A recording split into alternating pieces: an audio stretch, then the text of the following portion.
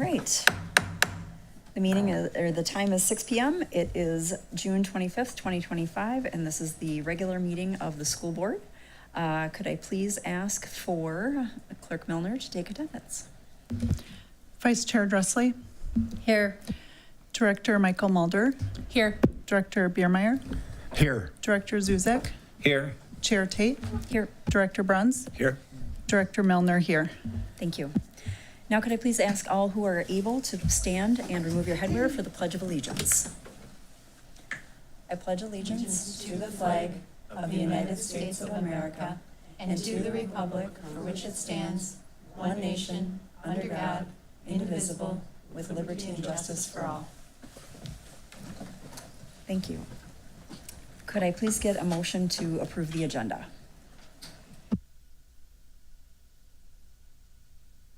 Zuzek makes a motion to approve the agenda with a proposed addition. Do you want to hear about that now or when we discuss it? No. Okay.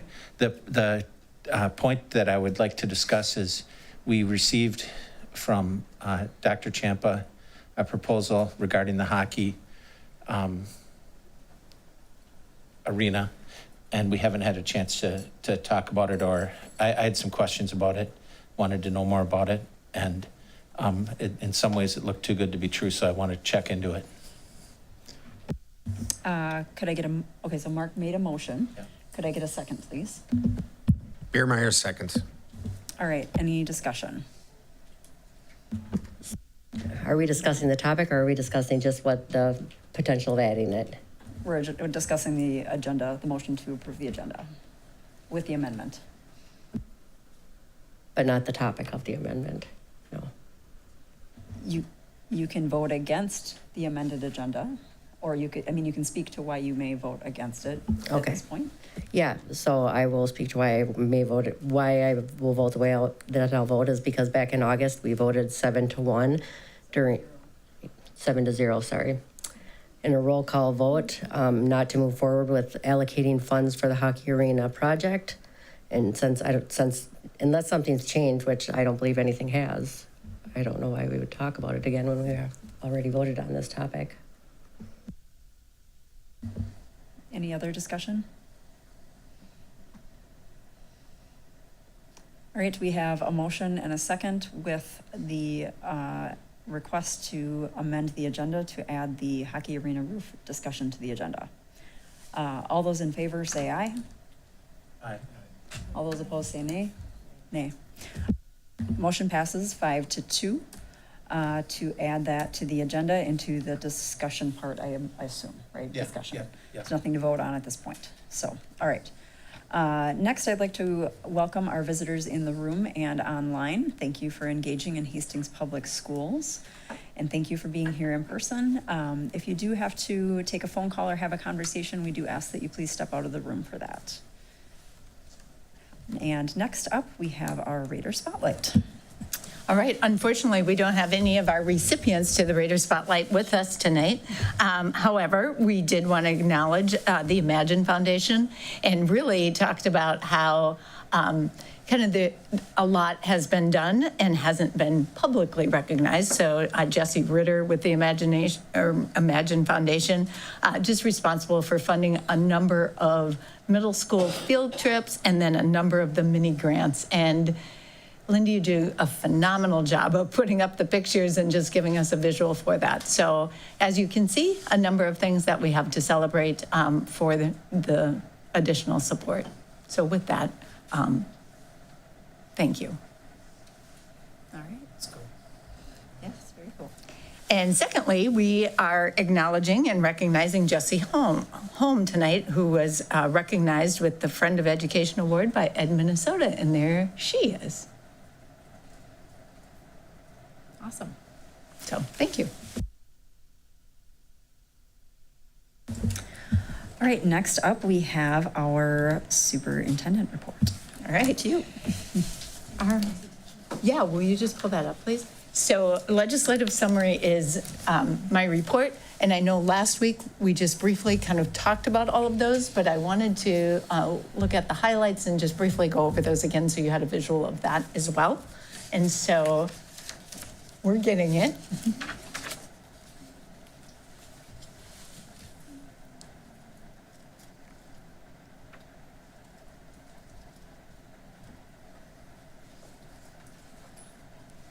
right, thank you. All right, the first one is just a reminder of the priorities in the platform that as a school district, you worked to put together before the session started, and then what the outcome of the legislative session was for us. So if you'll move to the next one. Oh, we didn't do public input.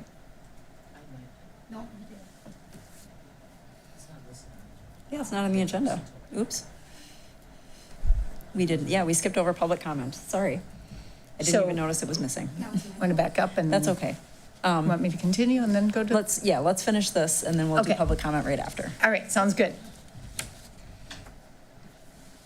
All right, so if you move on to the next one, just really the call out there is a reminder of E12 spending. So the agreement, when we look at the governor, the House, and the Senate, for fiscal year 26-27 was no new money, and then 28-29, a decrease in $420 million. And so then how did things impact us specifically? So the general ed aid increases, remember the formula increase to that we looked at this year to inflation, and that impact was a positive of $100,000. Our compensatory revenue modification, we were talking about that earlier today. Lots of kind of last minute changes there from what had been proposed and going back to more of a hold harmless. That is a decrease for us of $39,795. There's now a 14-member task force that is currently being created to review this and come up with hopefully a formula that there won't be such huge winners and losers to what that looks like. Special ed transportation. I think when you first hear this, that transportation was decreased from 100% to 95%. That sounds like that's not a lot, but for us, that's $221,331, which, as a reminder, is almost what we were able to save when we did the budget adjustments with the looking at all of our routing. And then school meals, although this will not impact us until the fiscal year 28, that change in the additional state funding from 12.5 cents to 6.25 cents per meal will negatively impact us $7,700. And if you'll continue, thank you. Library aid, that has a reduction also. And you can see how that gets tiered from 1027 for fiscal year 26-27 and 912 for fiscal year 28. That is an impact of a negative of $25,392. And finally, the student support personnel aid also has a decrease in funding, impacting Hastings at $81,219. So with that special ed, there is a goal to save $250 million. So there's an 18-member task force looking at that. And the plan, though, is that will be reduced in fiscal year 28 by the amount that they are expected to save. So whether or not they're successful in that or not, that's the impact of the dollar amount. And then the LTFM change is the ability now to look at being able to levy LTFM funds at a rate of $100,000 per site for roof issues. I know one of the things that you've talked about is the remote board member access or attendance. So the 3-day notice is no longer required. The public address, which you were talking about, Director Zuzik, last week, is no longer required. So if you're in Lake Tahoe and you wouldn't need to put that address there, but all other requirements of the Minnesota Statute 13D.02 remain in effect. So the ability to see and hear everyone at that time. And so I know Lindy's been in touch with HCTV to talk about how we might incorporate some of those and are getting some additional feedback back. Right, Lindy? Data request, and I know how influential you were on this one. And so a data request, if the requester is made aware that they have items to inspect and they do not come in within that 5 days, it can be suspended. So that's a big change in what had been. And then the cardiac emergency response plan is required in 26-27. There's additional $800,000 that will be put in place for grants also to work on helping with those plans. And then employee provisions, earn safe and sick time. So some clarification in language, and then also an allowance to negotiate language for specific positions for emergencies so that they wouldn't be eligible for that time if that position was needed and it was negotiated. If they're not in bargaining units, you're able to put that in your handbook. Most all of ours are. And then Minnesota paid leave, this will be new. A lot of unanswered questions yet here as well. Goes into effect January 1st of 26. Very similar to unemployment, the tax on wages is at that 0.88, and 50% must be paid by the employer, but no more than 50% can be paid by the employee. So a lot of conversations in the district with that. As far as what else we might do, and expect to see some of that in negotiations as well. And then this first year, there will also be a look back period that will be of consideration as well. And then unemployment insurance aid. So there's been a lot of conversation with the unintended consequences with this as well, with some of our summer ability to employ summer help. So there was uncertainty of what the funding would be or if this would continue. And so it's costing approximately $65 million a year after having $135 million in this in 2023. There's 33 remaining, so they canceled the Northern Rail project and added the 77. So it has been funded for $100 million to continue. So expect to see this conversation continued. And then policy changes. And I know that Director Dressley knows these better than I do, but I just highlighted a few of them that are the ones that we're having the most conversations about, and I know that they are on a schedule already to look at. So policy 515, which includes our directory information, parent contact information is no longer public data, and that took place immediately. So we'll be addressing that. 602, I know this is of interest as well for starting the 26-27 calendar because of the really late Labor Day. For those 2 school years, a board may vote to start September 1 or later, so we'll be looking at that. And REDAC just has a lot of different language policy changes with that. And then active transportation training. So the last session, there was a lot of dates put in place for when pedestrian training had to take place in our buildings, when bike safety had to be in place, all of those things, and those timelines have now been removed. So just a few highlights. Obviously, that's not an exhaustive overview of the session, but things that will most impact us. Any questions? All right. Thank you for the very thorough overview. Yeah, Appreciate of course. that. And then in addition to that, just a note to welcome Dr. Christine Werkamp Herman. And it's been a pleasure to spend some time with you. And I'm excited for your tenure and certainly welcome you. All right. All right. And now I apologize. I didn't even note that public comment was missing, even though I'm all ready to go with it. And since the board already voted to approve the agenda, I will make a motion to amend the agenda to add public comment in at this time. Suzak seconds. All right, any discussion? All right, all those in favor say aye. Aye. Motion passes unanimously to add in public comment. So apologies, Ms. Hedin. She is our speaker for tonight and will be allotted the 3 minutes with the warnings. Of course, we ask that speakers state their name for the record and refrain from using this time to criticize or complain about any specific employee by name. And we do ask that speakers be respectful. All right, welcome. All right, thank you. I won't let the fact that you all voted to let me speak go to my head. I don't take that personally. Thank you. I have just a couple housekeeping things and then a wish for work coming up, things that I would love to see. From a housekeeping perspective, I did do a data request that'll probably come up later. When Policy 100 was removed, there was a statement that it was about similar, 50-50, hearing from the public, and I just wanted to understand that a little bit better. So I did look into it and asked for that information, got it, reviewed it, perfect, thank you very much. And there were about 40 emails asking for its removal. 15 of which came probably from the survey, or the survey, that just because of the way you could read the emails. And then there were about 214 people that signed an online survey. And then there were about 100 people that wrote emails asking for it to stay in place. At least 25% of them engaged in back and forth dialogue, and then there were 104 employees. So there's a way to interpret that as even. If you interpret voting, putting your name on an online petition and writing an email and having a dialogue as equivalent, those are even.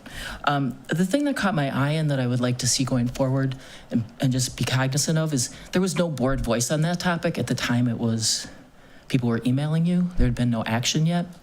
And the responses to people were really different. If you wrote in and asked that the policy be removed, the response was, "Thank you very much for engaging. We're really happy to hear from you. Thanks for supporting our students."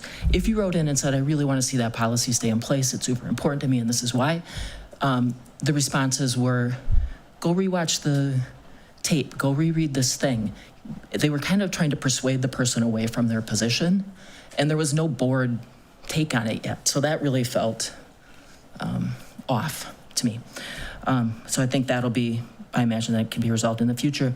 The other housekeeping thing is during the discussion of removing policy 100, there was a call to question during the work at the table, and then there was no vote on the call for the question. There's just a call for question, then there was a vote to remove. And if you're going to ask the board to stop commenting, to restrict their speech, you need a 2/3 vote to call the question, and then you have the question. So that's a Robert Rules of Order thing, and I'm sure it's going to be cleaned up thanks to our new legal representative on the board. Just going to catch that. It's just something that we ran into quite a bit over those years when I served as chair. So it's a good thing to be aware of. I think I really want you to heed Dr. Champa's note and letter. Thank you. Trust your superintendent going forward. I think there's at least 2 big questions in front of you that would be valuable to have a public conversation about. What do you mean by academic success? Because it feels like maybe you mean MCA scores, and I don't know that that represents the value of the community. I think that'd be a great public conversation and feedback from folks. And then the budget cuts this year were really done by the administration. Have that priority conversation in public. Talk about class size, talk about exposure to activities, talk about academic support. Do that work in public. Thank you very much. Thank you. All right, and now on back to the superintendent's report. All right. So next up, we have our June cadence. Now, keep in mind, this one looks off a little bit, and it is, but it's really the time of the year. So we didn't have everyone respond right now because we have people out, all of those kind of things. So it's not holistic in its view, and possibly shouldn't have added this one. But I think what we can see is the trajectory of the goals and the work that was done with our leadership team over the course of the year.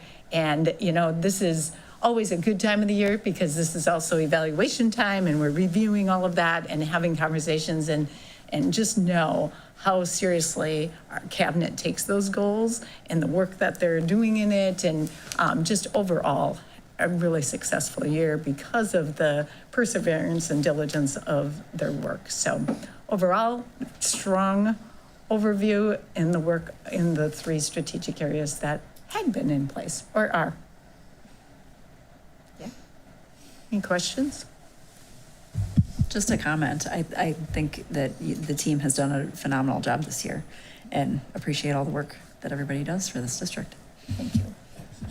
Thank you. All right, the district vision card. So this, I think, you'll probably speak to this as well when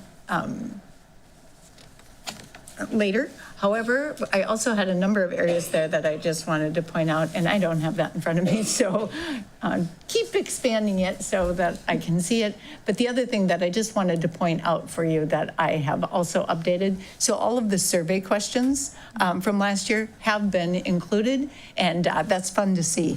And in addition, as you go down and like, I feel safe at school, this was coming from our staff, 89% to 95%.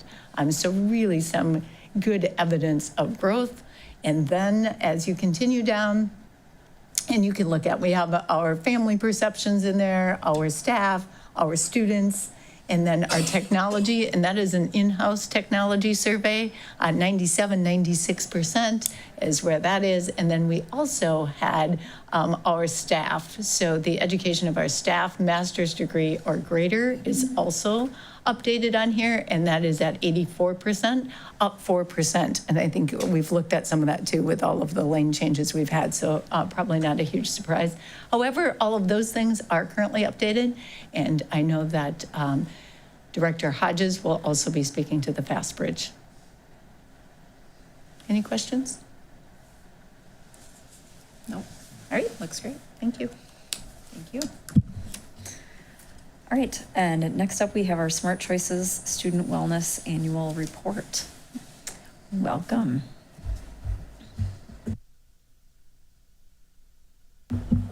Thank you. Thank you for having me. My name is Mary Ellen Fox, and I am the Health Services Supervisor, so lead nurse in the Hastings School District.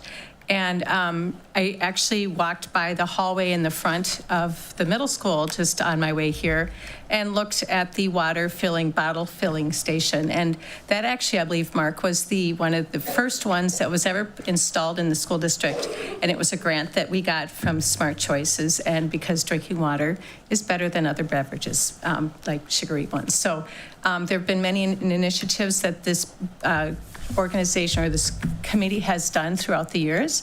And so today I'm here reporting to you about what the Wellness Committee did this past year. There's a lot of pages, so I'm just gonna talk a little bit. So some of the things that the committee met at least five times.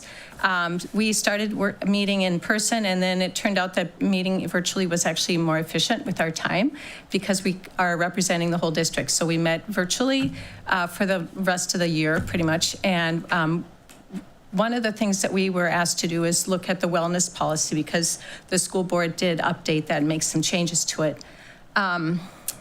So I'm just gonna say it outright. The school board, what happened was the policy went from being actually a very robust policy to one that kind of is not very robust at all. And the following thing that we did, we're required to do a triennial assessment, and we used the WellSat. And it actually, one of the parts of it is to assess the policy itself. And then the next step is to assess the implementation of the policy and how we're doing. And we didn't really score very well this time around. So it was really disappointing to me that the changes were made to the policy. If we keep going in the next bit there, and just back to where it's that hot pink lettering, the lettering up above is the current policy and how it stands now, the purpose. And then what was struck out, which you can't read very well, is what it used to say. And to me, when we talk about wellness, it needs to encompass the whole person. As a nurse, I know that your well-being is not just, did I have 5 fruits and vegetables? Did I get my walk in? It's everything. And your health is impacted by a lot of different things. So as our students are well, we want them to be well, and we have to look at the whole student as well and all the different factors that impact their health. So that's my 2 cents about that. Then we keep going, and we did some surveys of the students, and interesting, I think a lot of the surveys that were done that Dr. Champa was just referencing is very similar. Students do pretty much feel safe at school. We actually have been asking that same question all these years, and it also says that. So this is a wonderful thing. There's been a lot of measures to make sure our students feel safe. And because if you're not feeling safe, you're down in the lower part of your brain and you're in the fight or fight mode. So when you're in feeling safe, then you can learn. But if all you're doing is worried about, am I safe, then you can't learn. So good job. Some of the things just briefly that were highlighted, like with the parents and the staff survey, the foods are not being perceived as being healthy. So I think that would be an improvement that could be made. Also, there is not really any education for nutrition and health. The parents thought that there could be a lot more education for health and nutrition specifically to help kids be healthy eaters throughout their life. So that was something that stood out. And also with this social well-being and emotional development, that was also pointed out that was a need. Also, this year we had some newsletters we put out, and then there was also a vape waste cleanup event that was held at the high school. So those were all things that the Smart Choices Committee did this year. We have representation from each of the buildings. We would like to have a student involved. I had a student actually reply back about a high school student, so I'm going to ask him if he wants to be in the committee next year, but we'll see what happens with that. Any questions for me at this time?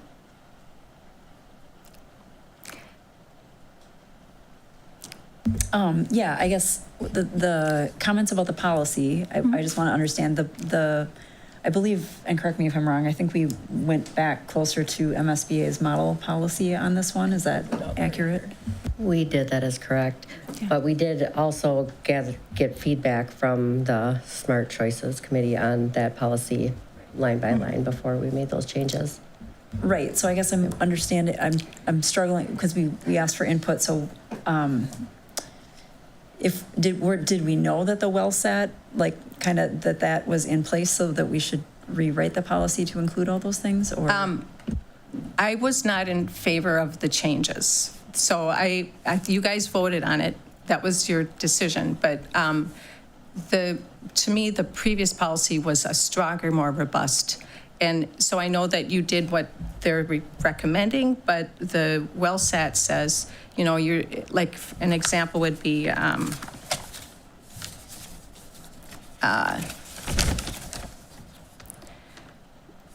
going to find one where we're not doing well. So that the policy itself says, in your district, is it a priority to procure locally produced foods for school meals? It's not in the policy, but so that's an example of one of the questions, but so they have a really very detailed thing. So we have to go, no, I guess not. So I don't know that would have been one of the things that I just read that off because I wasn't really prepared for that question. But, there are certain things I think that make it a stronger policy. And what we had before, I thought the school, our committee thought was stronger. And the WellSat, I think, reflected that too. But. So I guess what I'm confused about, the committee was asked for input for the policy. Mm-hmm. Why wasn't that expressed before we voted? Because we voted assuming that this was being recommended. And I was talking about things like, remember we had the discussion about school lunch, or it was about the length of time for lunch. And I said, all right, if you really want that, that's what you get. But really, so I think the statement is that students have an adequate amount of time for lunch. It's not specific. The previous school board policy was specific to the amount of time. So you're going to say, yes, we have 20 minutes allotted for students to eat. Instead, the policy now reads, we have adequate amount of time. So, adequate could be look different for different people. So that's an example of a change that was made that, because it's kind of waffling. I know it meets what it says, but so we had that discussion about that when we were talking about the policy. Okay.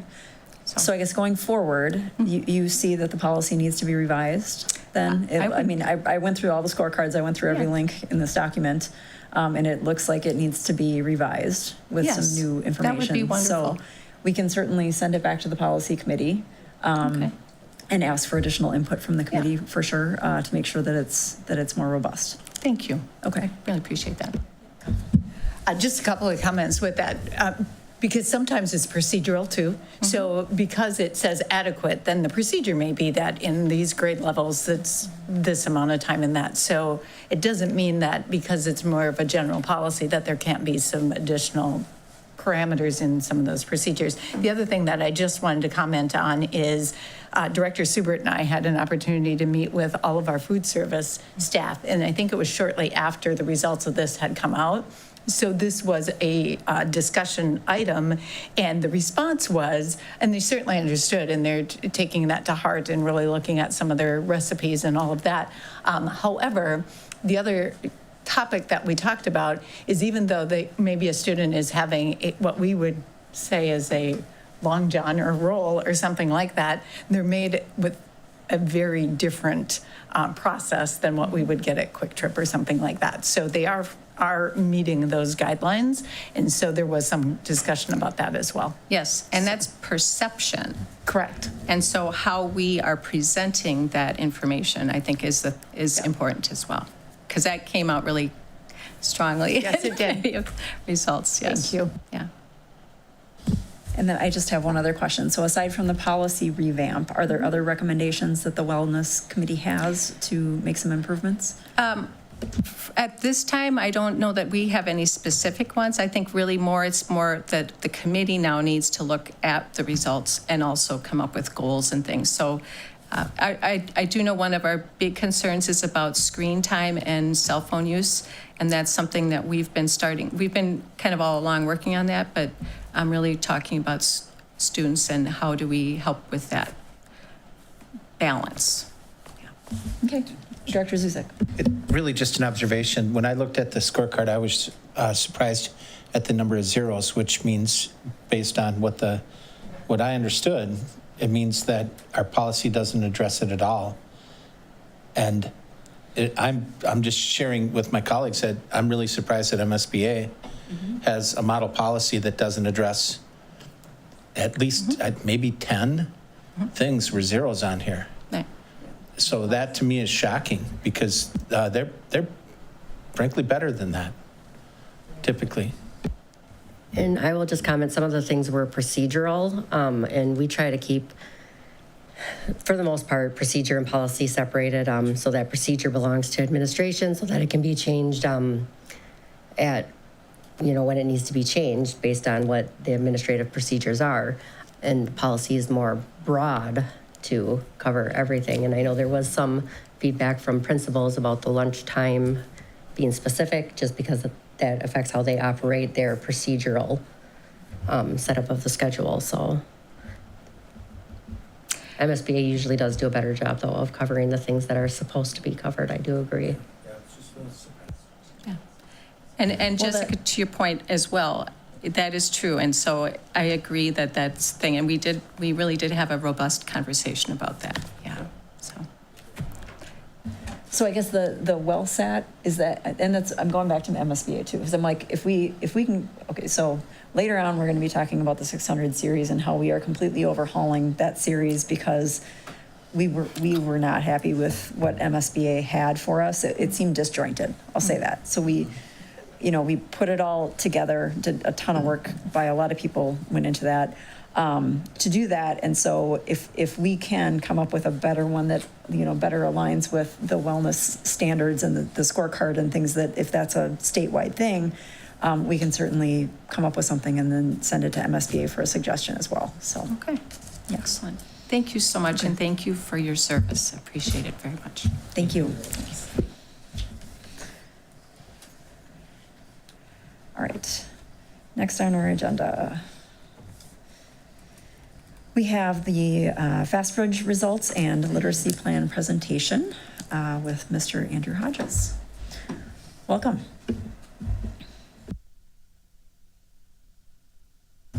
Good evening. Let me just log in here so I can, I have my glasses on very well and there's a lot of charts, so I'm not gonna be able to see them. There are a lot of charts on here that I'm gonna be going through. I'm not gonna go through each and every one of them. I really wanted to provide all of the data we have so that you would have all of that data. I'm going to focus a lot on our trends and our high level data. So I'm not going to go like kindergarten first, second, all the way through. 47 slides of that would take a long time. But I do want to share, we have a lot of FastBridge great things that came out of our FastBridge results this year, and we have some areas that we need to improve on. And so I'm going to hit on what are our next steps as well going into next school year based on these results. Ooh, forgot. I have this thing. So our purpose of FastBridge really is to provide reliable research-based data that helps educators. We use this data, teachers use this data in their classroom to plan small groups. Our MTSS teams use this data to plan interventions for students. We also use FastBridge to progress monitor interventions to see how students are responding to the interventions, to see if we need to make any shifts in there. And we use it to screen all students. And on the report card that we looked at, where you saw the number was 61%, which matches the same as last year. The difference is this year, we're testing 4 additional grades that we did not test last school year. If I were, and I can do this later, I tried to do it real quick back there, but I'm not that fast anymore at technology. The data would look higher. Our K4 data is higher than our 5.8 data. So we would see higher number than that 61. So I'll make sure I pull that number out for our K4 so you can compare like the apples to apples last year to this year. Okay, perfect. But adding in those grade levels this year has really been great in getting middle school additional data. I'm going to be looking at 2-year trend data for K4 achievement data, and then middle school this year will just have the 1-year data. And so that way it kind of gives us an idea of like, how are students doing over time? Because when you look at these charts, you're going to be looking at 3rd grade, and it's going to say 3rd grade 23, 24, 3rd grade 24, 25, but that's comparing non-cohort students. So last year's 3rd graders to this year's 3rd graders. By giving the 2-year data and putting it as close side to side as I can, you could look at like 3rd grade this year compared to how they did 2nd grade end of year last year. As you kind of look through this either tonight or in the future, it kind of gives a better example of how to compare this. There's just no clean way to do that through FastBridge to provide that data in that way. Oops, I have to do it up here. So our early reading, we have different assessments. We have early reading, which is provided to our kindergarten and 1st grade students. And it's a one-on-one assessment, and that's going to measure your ability to identify first sound of a word, segment or separate a word into each individual sound, letter sound fluency, and decode the consonant, vowel, consonant words. And so it's measuring somewhat different than our 2nd through 8th grade assessment. And I'll get into that when I get there. But looking at this 2-year view of data, you can see it's up quite a bit over a 2-year period. That plus 13% you see up there is driven in gains in both kindergarten and 1st grade. And then to the right, you see a fall to spring growth. That's just a 1-year fall to spring growth, just this school year. And you'll see charts like this throughout the presentation. What that's telling us is if you are in those like purplish hued colors there to the right, those are the far right is if you are making aggressive growth. The one just next to it is typical growth. That's where we want to see the majority, 50% and above, ideally 70% and above if you're really closing gaps in students who need to catch up in their skill sets in reading or math. And then also we're looking at students who are already achieving, continuing to grow. That's the great thing about FastBridge, is it's not just saying you've met, 1st grade standards and we're done with your growth and we don't even measure it anymore. We just keep saying you've met it. It keeps going and says, are you meeting now 2nd grade? Are you meeting some of these other areas? So we're still able to see growth even if students are achieving. So there are times throughout this, or when you're looking through these, where you'll see maybe our achievement numbers aren't super high, but our growth for that same grade level could be off the charts. That's just because that grade level of students had an area or a lot of students with areas of growth to make up. And that's why you're seeing high growth, but not as high achievement. In other areas, you're going to see high achievement, but maybe not as high growth. So we're not pushing students enough at the level we need to push them at, is what that would be telling you. And so that's just a little, so I don't have to go through every time we come to it, a little background on what these are looking at. But looking at these numbers right here, when you've got 76% of students making typical or aggressive growth, and your aggressive growth being in the 40% number, there are really great things going on in our kindergarten and 1st grade. We have some great achievement going on, and we have some great growth going on where it needs to happen. And that's just really great to look at. So I really wanted to call that out. When I look at our A reading, again, this is our assessment that we have for our 2nd grade through our 8th grade students this school year. This is taken on the computer, so not one-to-one. It's the broad reading skills. It's individualized to each student, so if they get more questions right, it keeps getting harder. If they get questions wrong, it's going to kind of like try to find that sweet spot of where their level is at.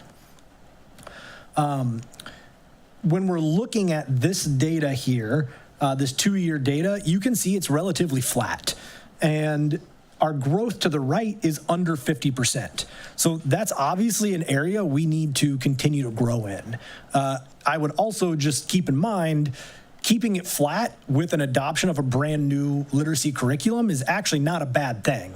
Now, I say that knowing that we have a lot of areas we can improve on right there, but it's not a bad thing to not lose ground when you're bringing on a brand new curriculum. Teachers are learning how to teach it, learning what it is. Students are learning differently than they learned before. And they're actually, as some of you have heard before and attested yourselves, being challenged at higher levels than they have been challenged before.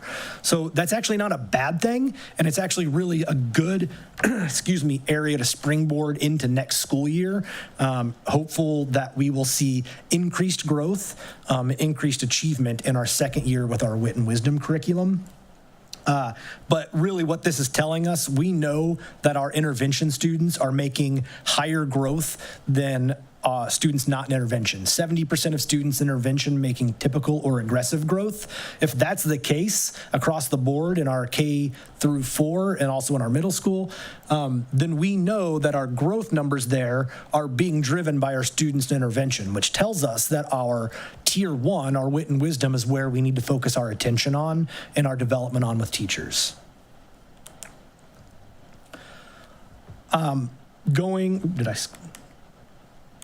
Did I do that right? Yeah, okay.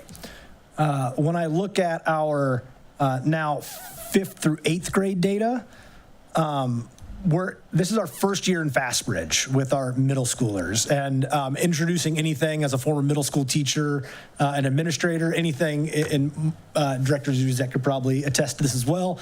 There's a learning curve with students of getting them kind of invested in it, getting students to take the assessment kind of seriously, right? There's no grade to this or anything like that. So we are always looking for ways that we're going to invest students in these types of assessments because we know that it doesn't have any weight other than that. And so our goal is, how are we going to give this data to students in the future so that students actually own the data? So if I'm a 7th grade student, I get my scores back, and then I can set goals with my teacher about what I need to do to grow, and then I can reflect on that throughout the school year.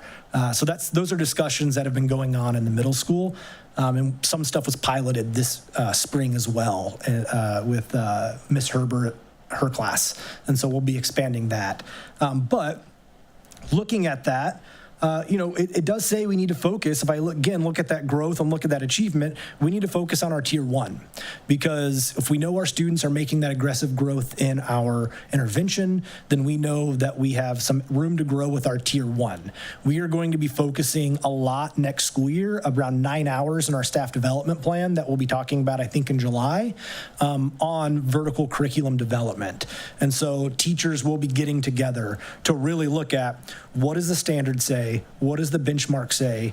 Compare it to my units, compare it to my curriculum, and compare it to my assessment, and make sure that what I'm assessing is matching the level that it's expected to be taught at. Doing that work is going to be how we're going to be able to identify what we need to do to either close those gaps on the instructional side or meet the needs of students on that instructional side. We're also going to be focusing heavily in our PLCs next school year on how teachers collaborate around utilizing this data and common teaching practices, especially regarding avid critical reading and how we approach that not just in language arts classes, but in science classes and social studies classes all across the board, so we have that common approach. So now I'm going to kind of go through, we also break this out by individual school.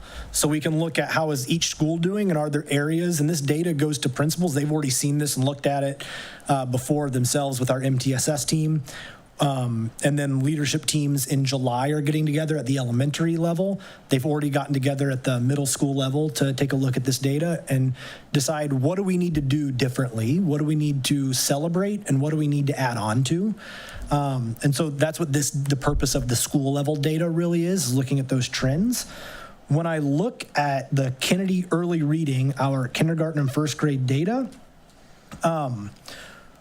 when you look at this and see that +4 achievement gain on kindergarten right there, am I looking at that right? Yeah, sorry, hold on. Sorry, -4, sorry. What I want you to keep in mind, what I said earlier, is that we're comparing different students here. And we don't have a pre-K assessment to compare to kindergartners. So we don't really know like where they would be at in that development process, how they achieved before, how they're achieving. I also don't expect our pre-K students to be getting literacy instruction like this either. That's just not developmentally appropriate. What they're focusing on is what they should be focusing on in pre-K. But what we are seeing there, if you look at that first grade going up to 74%, that 74 can be compared to that 70% in kindergarten, that first grade end of year from this year to the kindergarten end of year last year. And +4 is not a bad improvement. If you look at what MDE would suggest setting goals at, if you suggest anything over 3%, a lot of times they think you're kind of crazy, even though I think 6% is not a problem, but so that 4% is not a bad spot to be at, and we can only grow from there. It's also at 74% in our first grade, and that's a huge number to be at. It really says that we're setting the foundation kids need in our early grades to be successful in second grade and beyond. Once we start, especially third grade, once we shift from that learning to read to reading to learn. Our growth there in early reading is another huge shout out at Kennedy. Just like the overall, they have the same trend. Those numbers are phenomenal. We are really meeting kids where they're at and pushing their growth. So huge kudos to the team over at Kennedy and the work that they've been doing. I think my notes even say if all of our charts had almost 80% in those purple hues, I would never not have a smile on my face. Like, that's just phenomenal. Quick question. Yep. When we're looking at growth, we're looking at the same cohort, fall to spring. So those are the same kids tested a number of times. So just an observation: the kids, the teachers really own the scores on those. For sure. Whereas you're talking about with achievement, comparing it to the previous year's cohort and whether that cohort is dramatically different. So. Right, and our MTSS team and our teachers, they meet after each one of these FastBridge assessments to really break down the data grade level wise, but then also specific to their class and planning out the interventions that are needed from this data. And so we have multiple years of doing that at the elementary level, and this year was our first year doing that at the secondary level at the middle school. So as we learn more, as you know more, or better, you do better type thing, right? And so we've had some more at bats in our elementary at this process, and we're going to continue, as you see at the middle school, to grow that as well. Our Kennedy, there we are. Our Kennedy achievement in A reading. So this is looking at our second, third, and fourth grade. Again, you can kind of see it's relatively flat in terms of over time data. So similar to some of those earlier trends district-wide that we talked about. And then the growth in our second, third, and fourth grade. Again, some areas that we can continue to grow in regards to our tier 1, our wit and wisdom implementation. This was our first year, our learn year. We'll be going into our next phase next year where teachers are really continuing to focus on learning about the curriculum, but diving deeper into the implementation with that year under their belts of learning and understanding it. So we really expect this to continue to grow.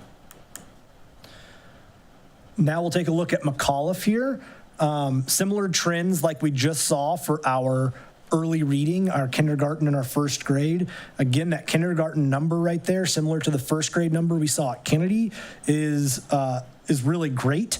It didn't move much. In fact, it went down slightly over the year. The challenge gets harder throughout the school year on the assessment and on the expectations students have. So they're getting more questions. They're getting harder questions because they're getting more right. And so that's just why sometimes the data looks the way it does. But that's a phenomenal number to be at. And then looking at that first grade where we went from 47 to 55, again, I go back, if they say 3% is great, well, then I'm definitely going to take 8% because that's huge growth over the course of a year in achievement. And then our early reading growth numbers. Kindergarten, really great there. Growth numbers. First grade, pretty good as well. So we're having some good growth with our early reading across the board. That's 2 schools now with pretty decent early reading growth numbers. And then taking a look at our McAuliffe achievement with A reading, again, similar trends, somewhat flat over the course of a couple of school years.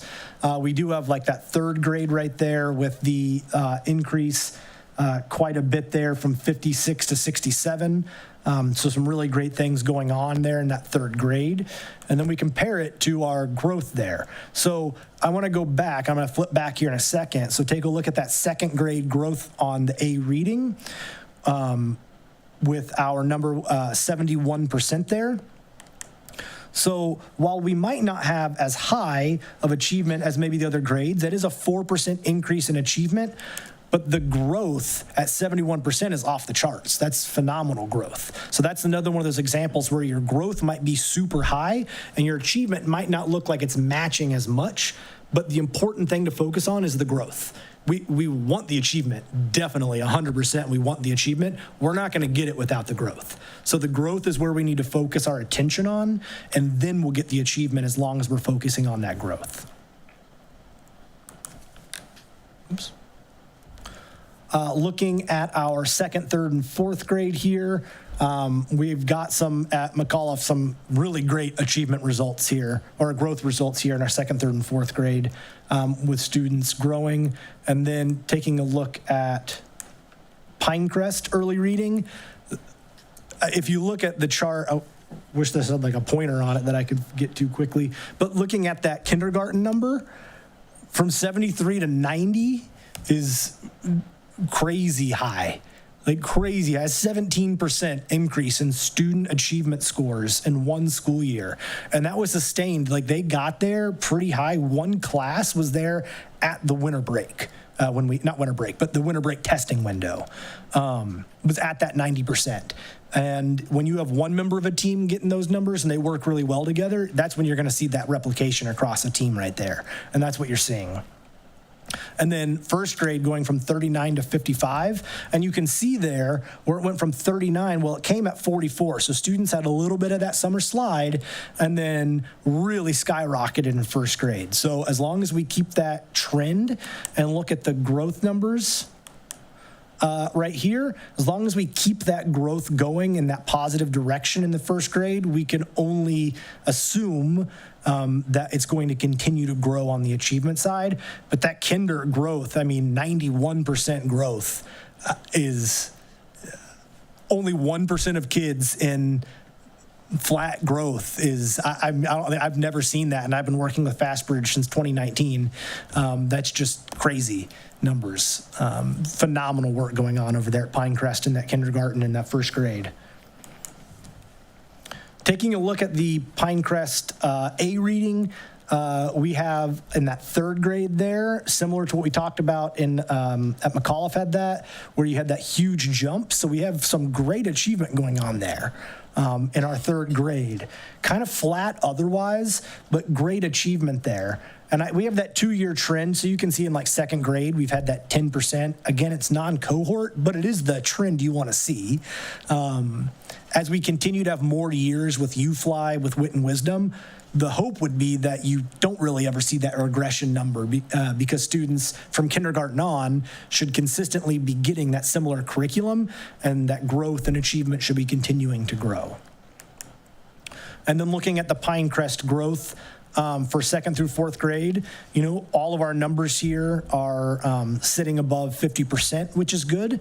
As long as we focus on that and continue to match our Tier 1 staff development, our hope with that investment is by focusing on our Tier 1 wit and wisdom, it'll continue to have that growth beyond the massive growth we're seeing with our intervention students. And now to middle school. Middle school, this was the first year that Hastings Middle School gave the FastBridge assessment. And so we only have that 1 year of data. There is a, you know, the data is a little flat throughout the year as we're looking at this. You see like 7th grade kind of 60 came up to 63. That's at 3%. We go back to that number. I consider that like the floor of growth, right? Like, I mean, of achievement growth, but it's still there. We would expect with getting students more invested and with a focus on our curriculum alignment in secondary that this will grow, this achievement number will grow. And then looking at the growth there, you know, we do have a high spot there in 7th grade. Again, I talk about how we had the pilot of getting kids invested in the numbers and everything like that. If we can replicate that across the board, that's going to be phenomenal. I can only assume we're going to want to have that conversation at the elementary as well with some of our older students of how do we get them invested in the data and how they're using it to set goals for themselves and look at kind of like their habits and how that contributes to their learning, because we want students to own their learning and own their growth and to be able to identify what's causing them, the habits that are causing them to do better or the habits that they need to maybe cut out that are keeping them from doing better. But all in all, like looking at this, we would, I would like to see that growth number quite a bit higher across the board in our middle school. I know just because, look, I have pulled the data from my intervention students. Our intervention reading students' growth is at around 70%, typical or aggressive growth. So we need to be able to replicate that across the board. It's going to have to be a focus on our Tier 1. What are we teaching all kids? So key takeaways, overall achievements up 3%. For me, that's not high enough.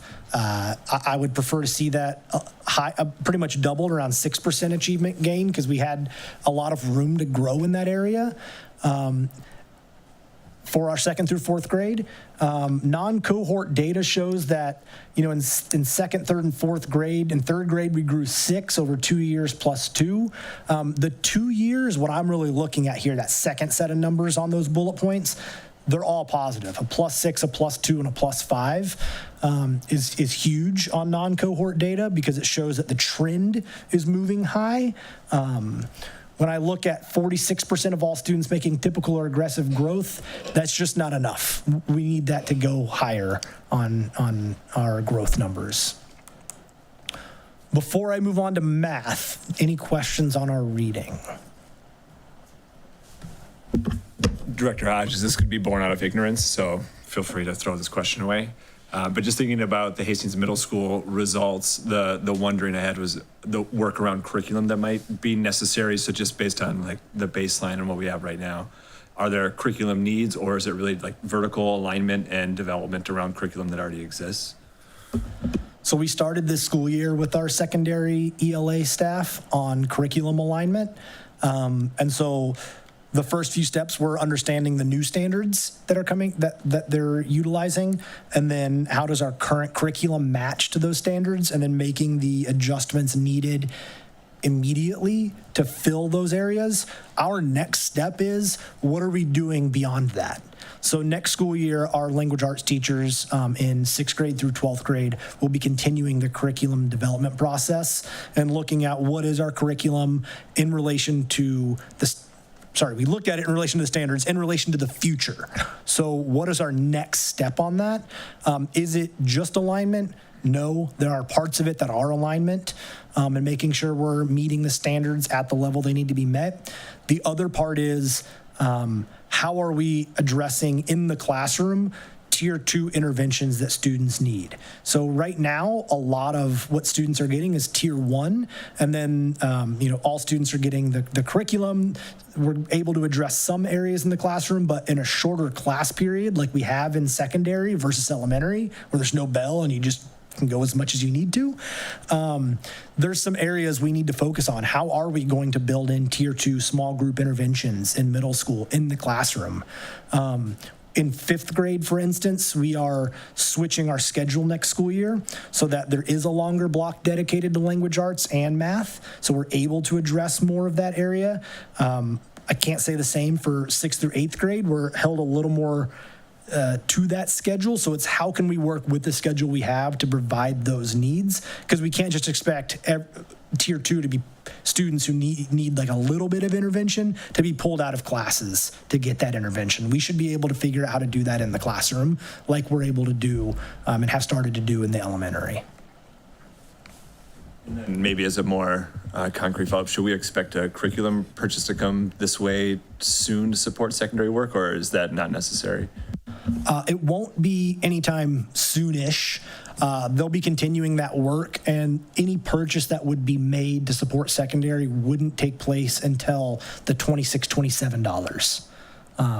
So, yeah. We have made some purchases, but really those purchases are because there's been a shift of, in the high school more so than anything, what grade levels things are taught at. So those purchases have been made because, we used to have 71 kids take a class and now we have 130, so we need more books for it. We haven't had that in the middle school yet. We are going to be looking at, or we have piloted at the middle school this year, IXL, which isn't perfect, don't get me wrong. It's not a teacher providing this intervention. I wouldn't even call it an intervention at bats that students might need, but it's better than nothing. And next year we're going to be continuing with IXL in the middle school and how we more systematically utilize that across not just language arts and math, but we also now are going to have access to science and social studies as well. And we've expanded that this year into 3rd and 4th grade. So we'll have 3rd through 8th grade students, plus some high school students, particularly our EL students and special education students, utilizing IXL. If you don't know much about it, it's just a really good program to provide at-bats for students at the level they need, and it gives teachers immediate data that they can then review and utilize in their instructional moves.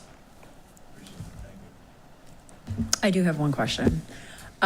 We had great results from Kennedy and McAuliffe, right? But Pinecrest was just phenomenal. So are there opportunities, and I know that this is difficult, right? Teachers are in the classroom all day long. And I know you said that when they work well together within the building, they exchange. Are there opportunities for the teachers across like all the schools to learn from each other and figure out what Pinecrest is doing and get it rolled out everywhere? In the past, there hasn't been as much, and this year, especially with staff development, they were going through core. Next year, our elementary is also going to be taking time on staff development days to focus on that alignment work and that collaboration work. It's going to look different than our secondary because the needs are different, the number of staff's different. You have more teachers teaching the same thing, so we can collaborate in grade level and beyond grade level. And we have more of a need to collaborate amongst grade levels in the elementary, whereas in the secondary, because we have fewer teachers teaching the same content, we have more of a need for vertical alignment in that area, but we will be focusing on how do we bring teachers together to learn from one another, because so Pinecrest had this data, McAuliffe also had some of that really high level data as well. And we had teachers visiting each other's classrooms, starting those conversations, those like academic relationships getting formed. I like to call them a lot of times like those nerdy teacher relationships where you're having those conversations that sometimes you only have when you're forced in a PLC to have them, but they started having them naturally all the time because that became part of the fabric of the culture of the building. So if we can continue that and replicate it across the board, I think we can only see good things coming from it. Thank you. Just a quick comment on the very intentional structure of instructional leadership this year. And that was really a focus area. And so I would call it instructional rounding, for lack of a better word, and where a leadership team would go into a classroom, do some observations, come back, talk about what they saw, and then having really courageous conversations with teachers to say, wow, in this class, and really in a non-threatening way. So we did hear a lot of staff saying, boy, I need to go into it's just opening that up. So I think you'll see more and more of that, but it has been a really intentional focus, and thanks to your work, I think it will just continue to move forward. Those are also like the really fun things. Visiting classrooms, seeing trends, writing thank you notes to teachers about being invited to their classrooms, and then seeing the changes that get made from that is huge. And so we're going to be continuing that. Yeah. Yeah. So it's been really fun. So moving on to math. Looking at early math. Now, this is only going to be one school testing out early math. We piloted it because the plan was to use AMath across the board. AMath is that computer adaptive assessment. When I came in, it was a little late in July, to come in and say we're going to change everything about our assessment plan. But honestly, the AMath assessment is not developmentally appropriate for our kindergarten and first graders. We don't get the level of data we need. We aren't here. Students are being expected to click through a computer at that age in a group of students, 24 students in a classroom all doing it. It's too much. And so the one-on-one assessment that the early math provides, even though it's a little more time consuming, is much better in terms of what the data we can get from it. And what you'll see is our comparison of the data from the early math versus the AMath. Our early math data is off the charts. Because we're able to gather that data much better from students and then act on it because we're getting the data we should be getting. And so we'll talk about this more when we get to it, but it's just our pilot. Next year, it'll be rolled out across the district, kindergarten and first grade, getting the early math assessment. Our AMath results, in looking at this elementary math data, what you're seeing, again, you have high results. Clicker. And when you go to our AMath, you start to see where it gets a little flat and not as high. In some cases goes down a little. You look at the growth number over there. Again, just hovering at that 50%, I think that's 52% right there. We'd like to see that much higher. What it's telling us, again, we need to focus on tier one. We need to focus on our bridges in mathematics, how we're utilizing the curriculum. So we want to make sure that teachers are utilizing the curriculum in a common fashion across grade levels. We also know that we've had a decent number of teachers who have come in since 2018 when this curriculum was adopted and haven't had any training on it. So what training can we provide and what focus and PLCs can we provide and teachers with so that they're actually continuing to learn about this curriculum and the implementation of it because it's just been a while since it's had those touch points. Math is also entering curriculum review next year. So they have new standards coming out in 27, 28. But that's a couple years from now. So we've got some time and we might not, I'm not saying this, but you might not see a curriculum change. Bridges in Mathematics is a highly respected curriculum. We are using, I believe, the second edition and there is a third edition out. But in looking at this, we're getting decent data from a curriculum where we're not getting as high a growth as we would want to see. And so if we can pair the staff development and the PLC work with this, our hope would be that this number, the growth number goes up and then the achievement number follows. Looking at the fall to spring here in our middle school, and I think I lost a chart. I'm not seeing my 8th grade one up there. But what you're seeing in the middle school is relatively, oh, did it fall off? Oh, I like to do numbers differently, keep us on our toes. But what you're seeing is our data is relatively flat. Again, our growth about the same. How we need to focus on that tier 1, that vertical alignment, what we were talking about. We need teachers coming together. And I know Dr. Champa started this 2 years ago with teachers coming together vertically. We brought them together not as much this year in this regard. And so we need to get back to it. And teachers have asked for it. In the staff survey about staff development, curriculum alignment was one of the big areas that staff wanted to focus on. And when I've met with the middle school and the high school teams, leadership teams this June, they both called it out that having that vertical alignment time was great for their professional growth, but it also was great for their students because their students benefited from what they would learn from each other. And so we need to get back to that. All right, so getting to Kennedy, our school-based results, we have pretty high results here with our early math. This is where we piloted early math. And then, so we're getting that high achievement there. We could see a little bit higher growth, especially in kindergarten. We saw it really hit the ground running that second half of the year in first grade, where students had huge gains after that winter assessment, likely from teachers getting together in those data teams and planning really well from them.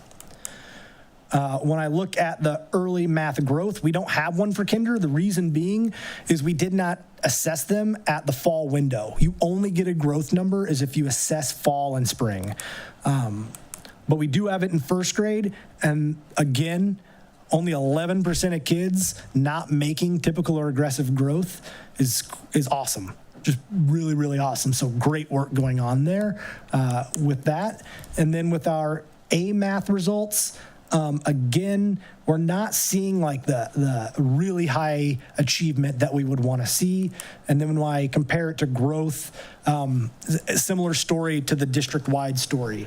We really need to focus on our tier 1 and what we're providing all students.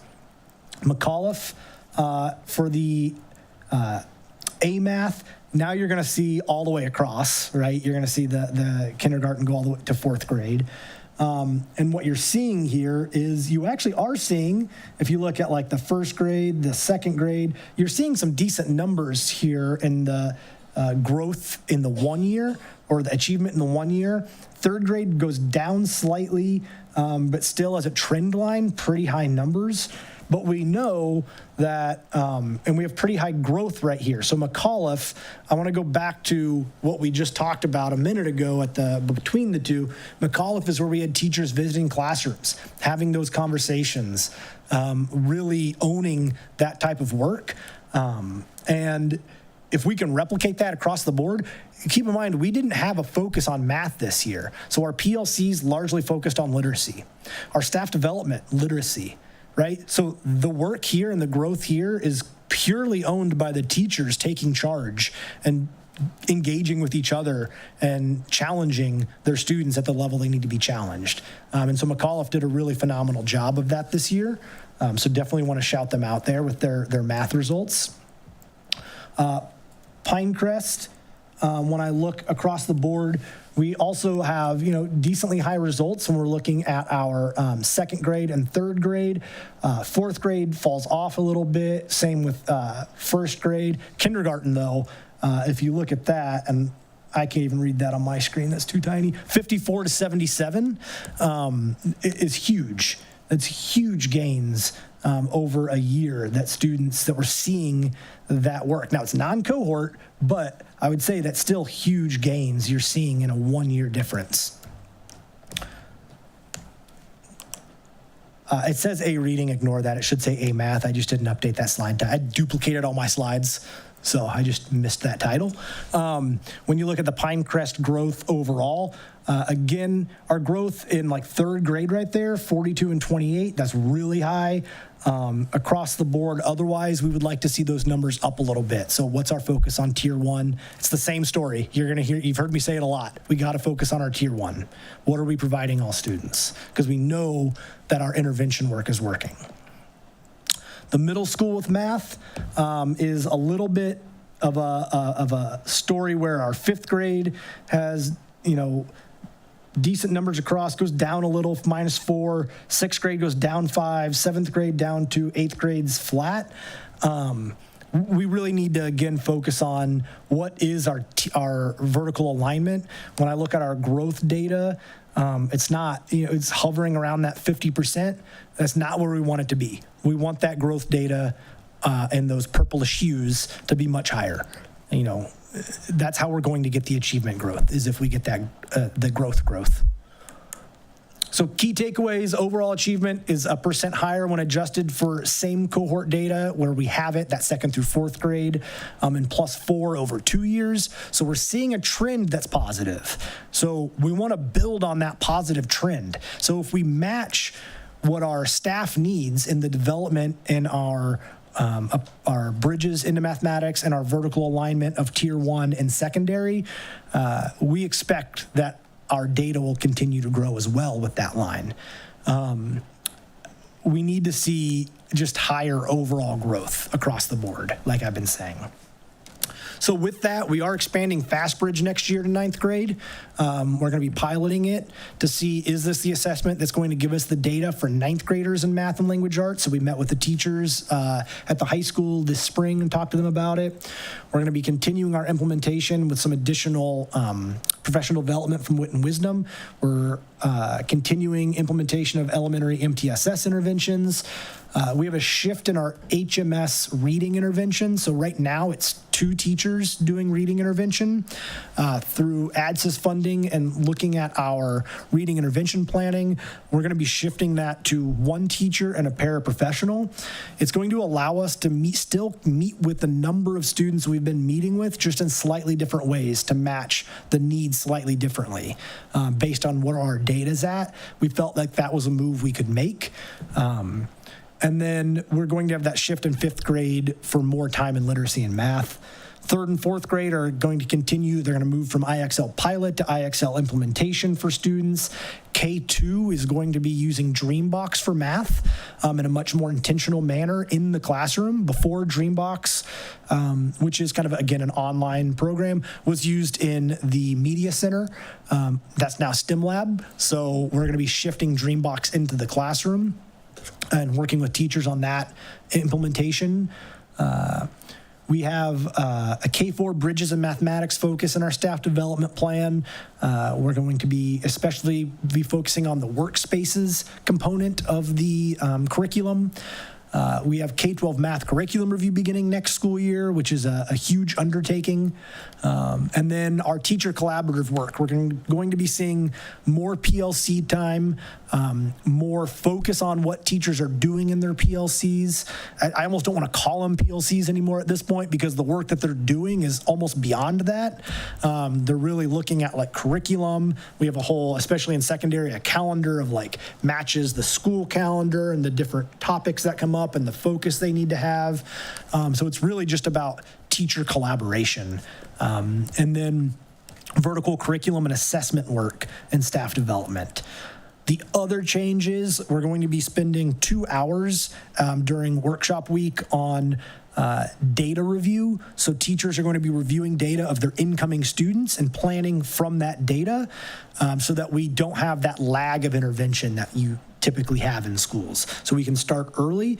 We're also going to be spending some of that 2 hours where teachers can meet with the EL teachers and special education teachers and learn more about the students that they are going to be serving in their classroom, review the IEPs, things like that, so that we have that time and that collaboration. It's something teachers asked for again in the staff development survey. Okay, any questions on the math or the plan updates?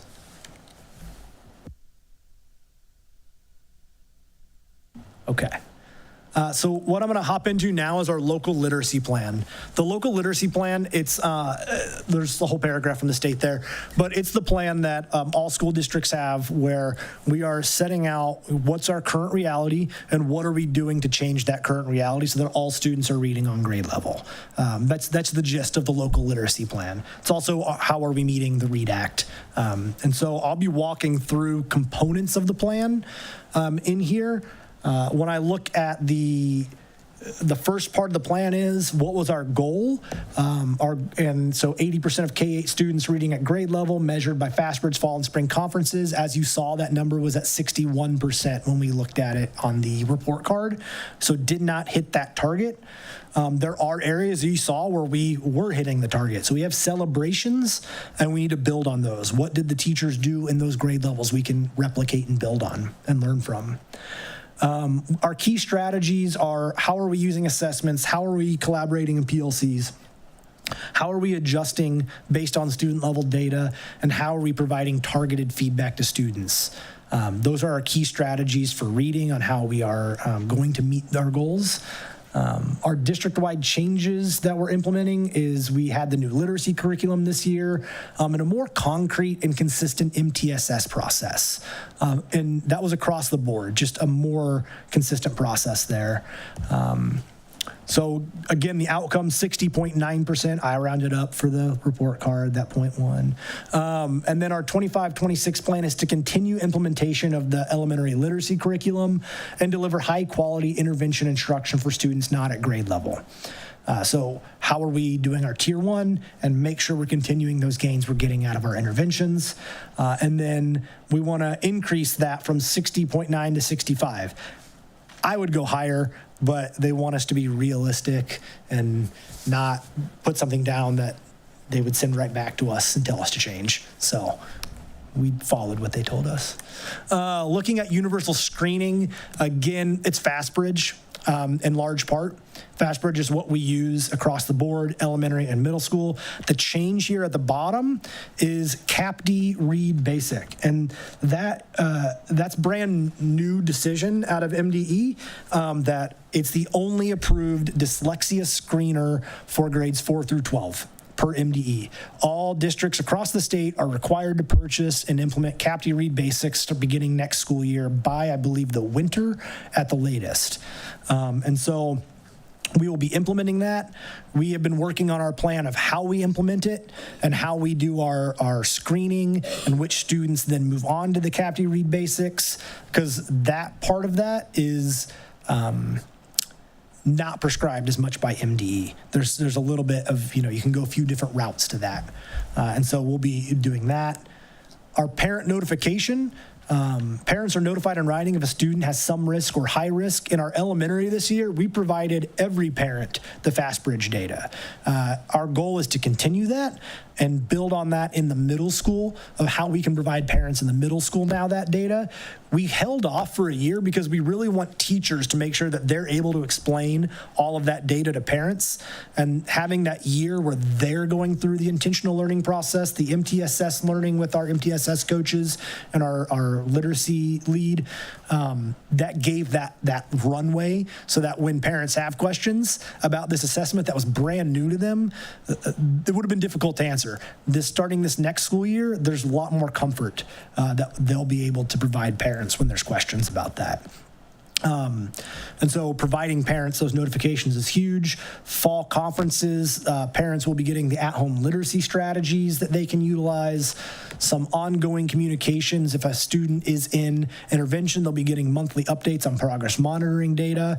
And then in that 6 to 8 week progress monitoring where we provide the interventions. If an intervention's ineffective, it'll be notifying parents of what are next steps. Are we trying something different? Do we need more information? What are the next steps in our MTSS process? And then it's reviewed by our problem-solving team, and then new interventions would be assigned. And then monthly reports would continue during the second intervention phase. So we really want to make sure we're providing the information to parents as we have it. And so that'll be a focus. There was a discussion of our teaching and learning team to make sure that if we're putting this down and we're saying this is what we're doing, we have to be doing this. So that's going to be a focus next school year, of making sure that those communication lines are open. That's smaller than I thought it was going to be there. So this is just a summary level of dyslexia screening data. So this school year, it was only our kindergarten through 3rd grade students. So this is just showing us how many kids are universally screened. That means getting FastBridge. How many students are at or above the benchmark. The number of students then that are screened in the spring, how many are at above the benchmark. And then How many did we then screen for dyslexia, characteristics of dyslexia, and how many were identified? In the state of Minnesota, we do not say you have dyslexia. We say you may have characteristics of dyslexia, and you should speak to a primary care provider about those next steps. We don't provide that level of identification. As a state, that's just not something we do. So that's something that'll expand then starting next school year in our 4th through 12th grade as well. So for the students who do test to have dyslexic characteristics, is that included in the parent notification when you discuss that with the parents? So parents would get that notification then that says your child has been identified as per this assessment, your child has been identified. It's really technical the way we say it, just to make sure that we don't say something. If we were to say we think your child has dyslexia, the district could then be billed for treatment. And so we have to be really careful with our language. But, we use this assessment, this date, your child may have shown or has shown possible characteristics of dyslexia. We recommend, if we don't say do it, we recommend that one possible recommendation may be that you speak to a primary care provider about this. In the meantime, your child's probably in intervention or receiving this. And so it'd be like spelling out what your child might be receiving. And is there specific types of interventions for children with dyslexic characteristics? There are. I would say that I don't know that I would say schools across the board provide the level that specialists in the area would be providing. I think that's fair to say. We provide targeted interventions in the areas in which we're trained, and we don't try to be something we're not. And so if we're not able to, we try to make sure we're narrowing it down to what's the area we know we can shift in terms of growth and achievement. If it's something that's above that area, then it's something that we would be honest about and saying, like, this is an area we're not seeing growth in. And that goes back to that, like, you might want to speak to somebody about this. I do have one question. Those seem like really high numbers. So teachers have taken this assessment and shown characteristics of dyslexia. It's a what's the right word the bar to meet it is not that high. So it's actually kind of easy if you look at the student screen versus students identified, those numbers being that close together show that bar is not that high to clear to then show characteristics of dyslexia. So it's also not a perfect science to say, like, you have characteristics of dyslexia. It's just not. So it's really tough to do, which is why we, as a state, say, as schools, we don't have the specialists to do this identification. Thank you. Yeah, I'm thankful that you say that, recommend them to the primary care and kind of encourage the parents, because I've heard a lot of extremely isolating stories from kids who have not had anybody tell them or their parents that they had dyslexic characteristics, and they should highly recommend getting additional support, since the school doesn't offer specific training for that. So, yeah. I totally agree. Having family members with dyslexia, a lot of times people aren't identified even later in life. And they're like, wait, that was something, you don't have that? You know what I mean? Like, it's because you don't know. So it's really tough and delicate. So this next part is just, what is our core reading instruction? And we've talked a lot about this. It's wit and wisdom when we go kindergarten through 5th grade. We have our U-Fly. We also have Haggerty there in our kindergarten and 1st grade. We have, what is it doing? Is it foundational skills? Is it knowledge building? Excuse me. And then the amount of time spent in those areas. 5th grade, see where it says 56 minutes? That's the problem that we had to address with the schedule change, because you can't go from 90 minutes in 4th grade of a curriculum to 56 minutes in 5th grade and expect that you're going to get some similar results. The curriculum didn't change. The expectations of the curriculum didn't change. The components of the curriculum don't change, but we changed how much time you get. And that's just not okay. So we'll be hopefully addressing that with the shift in the 5th grade schedule next year. 6th through 12th grade, again, you see there's similarities on our ELA curriculum, but in speaking with the teachers, we know that there hasn't been a lot of vertical work where they've gotten together and really said, like, here's what I do with this curriculum. Here's how I'm implementing this curriculum. Here's the differences from, if I'm using McDougall literature in 9th and 10th grade, and it's the same. Well, are we teaching the same thing twice? We need to make sure we're having those conversations and really opening that up. And so that focus this next school year, again, will be huge in that area. Again, you see the amount of time. It's just crazy when we go from, 90 minutes in elementary. And I know there's more to learn in elementary because you're getting those foundations, but then we go down to 46 minutes in high school. And it's just a characteristic of a 7-period day, and that's all across the country a lot of time. Even if you were to go to a 4-and-4 type schedule, you're really not expanding your minutes all that much if you still have the same amount of classes. And we really have to have the same amount of classes because students have that many credits they need to earn. So our focus is going to be in our 6th through 12th grade. What are the reading strategies that we're universally utilizing outside of the language arts classroom? And science and social studies. What are we doing that's similar? Because that can't be the only 46-minute period a kid's getting. This is just our MTSS. I know you all have heard a lot about our MTSS programming, but just kind of lays out what we're doing here. I've talked about that 6 to 8 week progress monitoring we do. The difference here between our Tier 2 and Tier 3 is a Tier 2 supplemental intervention is about 20 minutes a day, 3 to 4 times a week. A Tier 3 is where you're getting that 20 minutes to 30 minutes in elementary to 20 minutes in middle school, generally 5 days a week.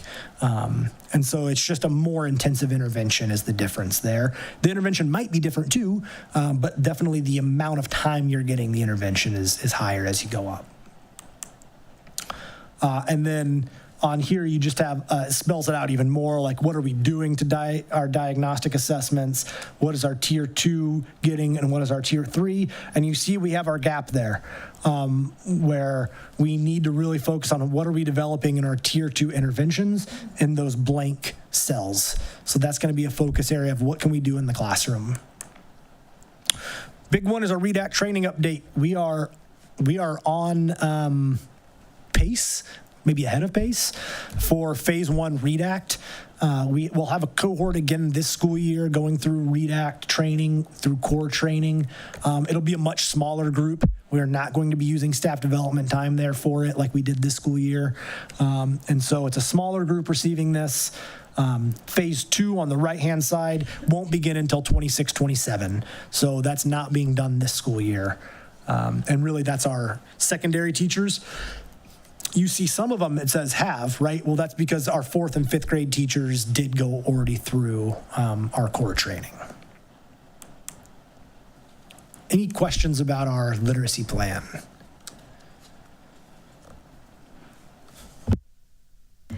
You're awesome.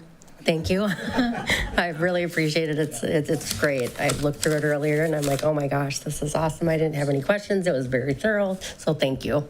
I mean, the big work, shout out work goes to Andy Larson, Bree McNamara, Maddie Weinecke. They put in a lot of work when it comes to what goes into our literacy plan.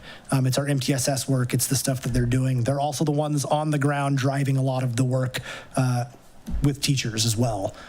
So they do phenomenal work and always do it really high level as well.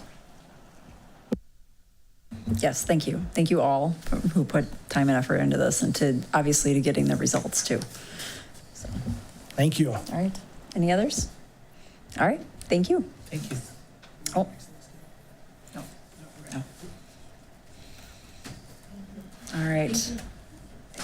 Next up, we have our Building Construction Fund project update with Ms. Subert. Thank you. So the Building Construction Fund accounts for the money the district received from the voter-approved bonds, and it's used for school renovations and improvements. We continue to just work to close out the projects that we have open. So there's currently 5 projects that are still in process, but the work is continuing and some of them are just kind of in the paperwork process. There's currently approximately $328,000 unallocated, but we've talked before that we know we need to make an arbitrage payment. So that money will be used for that. And then overall right now in the fund, there's approximately $743,000. Any questions? All right, thank you. Next up, we have our data request update from Ms. Moen. Good evening. Sorry. Good evening. Since the last board meeting, we've had one data request that was submitted. Our legal bills for the current month did not include any costs related to data requests, and all of our data requests have been replied to with the exception of one that's anticipated to go out tomorrow. Fantastic. Thank you. Thank you. All right, next up is our SRO agreement amendment discussion. All right, thank you. Notice this is a discussion item, so it came to our attention earlier from our city administrator, Dan Watisha, that you voted to add an additional SRO for this upcoming year. They are currently experiencing a shortage in the police force, and so although the SRO has already been hired, there's a concern that they may not have a full force and be able to allocate an officer to the schools. And so I did have a follow-up conversation with our chief Wilski as well. And we talked about, should we have that in front of you tonight? As what we'd like to do is have a change the current agreement to include language that if they are not able to fulfill that, obviously it'll be prorated agreement. And what we decided to do, because he's very confident that we are going to still get that in place in time, and given the time that we currently have, just continue to monitor that. And so if and when there is a concern, that will come forward to you. Just know that it will be amended to be exactly what we receive in services. So just an awareness. Anyone? No? All right, thank you. Okay, and next we roll into our board representatives, committees, and updates. So first up, we have ISD 917 with Director Zuzek. If you had a chance to look at the board notes, you see that hiring trend where it gets really super big. There's a lot more people hired this time of year than any other time of year, but it goes throughout the year. That's the main action really that's going on. And maybe another side note about 917, remember that member districts asked 917 to put together a school system that would care for kids that could no longer attend school but weren't on an IEP. It might be because of a series of violent altercations or for one reason or another, they may be expelled from their typical school and not have another school to go to. And we did that for this year. And no students were sent from any schools until December. And then one student was sent in December. One student was added in February, and that was it. And obviously that program can't fund itself. And so going into next year, it's just, it's been tried and it didn't make it. I think that's worth noting. Thank you. Thank you for that update. All right, next we have AMSD with Director Bruns. I will say outside of any housekeeping items that are specific to the organization of AMSD, it's all been legislative updates given the session. So I will lean on the presentation from earlier because it's Hastings specific rather than statewide. So just know that, reference that when you want to think about the impact here. But other than that, AMSD has just been getting things ready for the next school year. Thank you. Next up is Community Collaboration Committee update with Director Milner. We did not have any meetings, but we're working on setting up the next one to get some things in the book, so. Great, thank you. Next is Facilities, Finance, and Joint Powers Committee update from Director Zuzek. We had a meeting last Friday and it was robust. One of the biggest things we talked about was the SRO conversation that Dr. Champion just talked about. And then another area that we spent some time on was looking at the joint powers agreement, and it's in closer to final form than I thought it was. There's just, I think, two things that we're looking at changing the wording and phrasing on. And ultimately, that'll come, I think, to this body for approval. So one thing that we should note is the main document went through the city council's legal department, and they had some recommendations, which we looked at. But we do have some other documents, the addendums, that I believe need to still be reviewed. So yes, we are making progress for sure, but I wouldn't be comfortable saying when the board will see it quite yet, I guess. So I agree. All right. Thank you. Thank you. Any questions? Okay. Next, we have our NAPAC committee update from Director Bruns. This was the first time we met following the Native graduate honoring ceremony and commencement itself. So there was a lot of debrief around those events, and a lot of the praise was high around that. A lot of the improvements the working members of that committee made were incredible for the Native honoring ceremony. And then other than that, it was largely an organizational meeting thinking about how we want to be intentional on planning community events. So getting those on the calendar now, so those started to get placed and what those would focus on. And then it was district updates, really just letting them know what was coming for the board this summer. That way they could maintain an active role as those things move forward, because it is harder to maintain those touch points over the course of the summer. But the one future event I want to point out, and I'm not sure what our touch point would be to get high schoolers to the event, but August 12th, there's a career fair at the Prairie Island Community Center with breakfast, with lunch, highly interactive. John Johnson would love to have us down there. Excellent host. So if there's any way, I mean, if we hire a Native education liaison between now and then, that'd be a great way to kind of kick off what their experiences this year might be. Thank you. And I think you're right, you attract high schoolers with food, so that's a good step. All right, next is Student School Board Committee update. Again, Director Bruns. No meetings since the last time we spoke, but we will need to gather ourselves just quickly to review onboarding with our 2 new members. Otherwise, the juniors that we met and loved this year will be joining us again next year as seniors. So it's really just uploading the 2 and really incorporating 2 of those brand new seniors into that onboarding process, because they can speak to that experience with a year under their belt. Sounds good, thank you. And finally, we've got our policy committee update with Vice Chair Dressley. So I'm going to try and get through this as much as I can with my voice the way it is. So for the policy committee met on June 5th. We had been working on the 600 series policies, and I just want to give a brief explanation. Typically, we stay pretty close to the MSBA model policies, and there's quite a departure from the MSBA model policies. And the reason for the shift is because many of the MSBA model policies in this series draw directly from Minnesota Statute 120B11, which results in a lot of redundancies, inconsistencies, and unnecessary duplications. So we very intentionally worked on these policies, and I have to give a huge shout out to our Director of Teaching and Learning and our Superintendent for working collaboratively with us on these policies. So now I'll just go into the first readings. We have 540 High School Student Council. This is a new policy, and there's no MSBA model policy. The board at the work session discussed removing the veto language.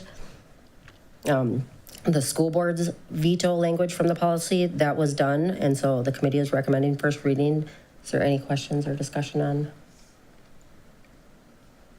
No? Okay. Policy 601, School District Curriculum and Instructional Goals. This policy had some major updates. Since it previously contained the Comprehensive Achievement and Civic Readiness Goals, ISD 200 specific curriculum and instructional goals and implementation have been added as outlined. I'm not going to go through all of this because otherwise I'm going to be without a voice by the end of the night. So, did anybody have any questions on any of those? Okay, so 603 curriculum development. This is a new policy that crafts our current policy 603 which is curriculum development, 604, instructional curriculum, and 606, textbooks and instructional materials. The reason that we combine these policies is, like I mentioned before, they all contain portions of the statute 120B11. And the new policy, 603, curriculum development, combines all of those policies, and it also contains ISD 200 specific language regarding curriculum requirements and development, course offerings, curriculum advisory committee, instructional requirements, selection of textbooks and instructional materials, and required academic standards in college and career planning. Any questions? Later, you'll see that we are also recommending the sunsetting or removal of the current policies 603, 604, and 606 based on the combination here. Policy 618, assessment, grading, and reporting of student progress. We combined policy 618 and 630, which was grading. ISD 200 policy 630 grading was previously numbered 618 until it was renumbered in 2024. It is not an MSBA model policy, and since grading is part of assessing student achievement, combining the language of both policies ensures that all components of assessing student achievement are housed in one policy. Any questions on that? Okay. Almost there. 620, credit for learning. There were just some minor changes here to align with MSBA model policy. There will be some updates that come into this policy for second reading. We still wanted to bring it forward as a first reading so that it's adopted in time for the school year. Policy 707, go ahead. Sorry. No, for 620, I know that the work you're probably going to do is around credits too that we accept for students from other institutions. I know that an ALC that serves some of the students in our area is going to go back to a modular grading system. So students may earn partial credits and then enter back into ours. So just something to weigh as that decision is made is that kids could earn really messy credits as they enter. I have strong feelings about it. How that might impact how that policy is written and what we want to honor and have impact their GPA in any particular way when it comes to honor roll and things like that. So I just want to mention that those shifts and what we're waiting on is it will be from Andrew and working with the administrative teams at each of the buildings to determine what should go there. That's not something we can decide. So, yep.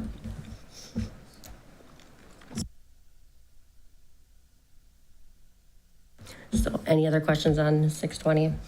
Okay. Policy 707, transportation in public school students.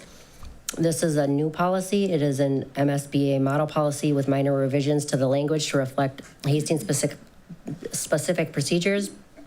We are recommending adoption after second reading to align with the timeline for busing routes and contracts.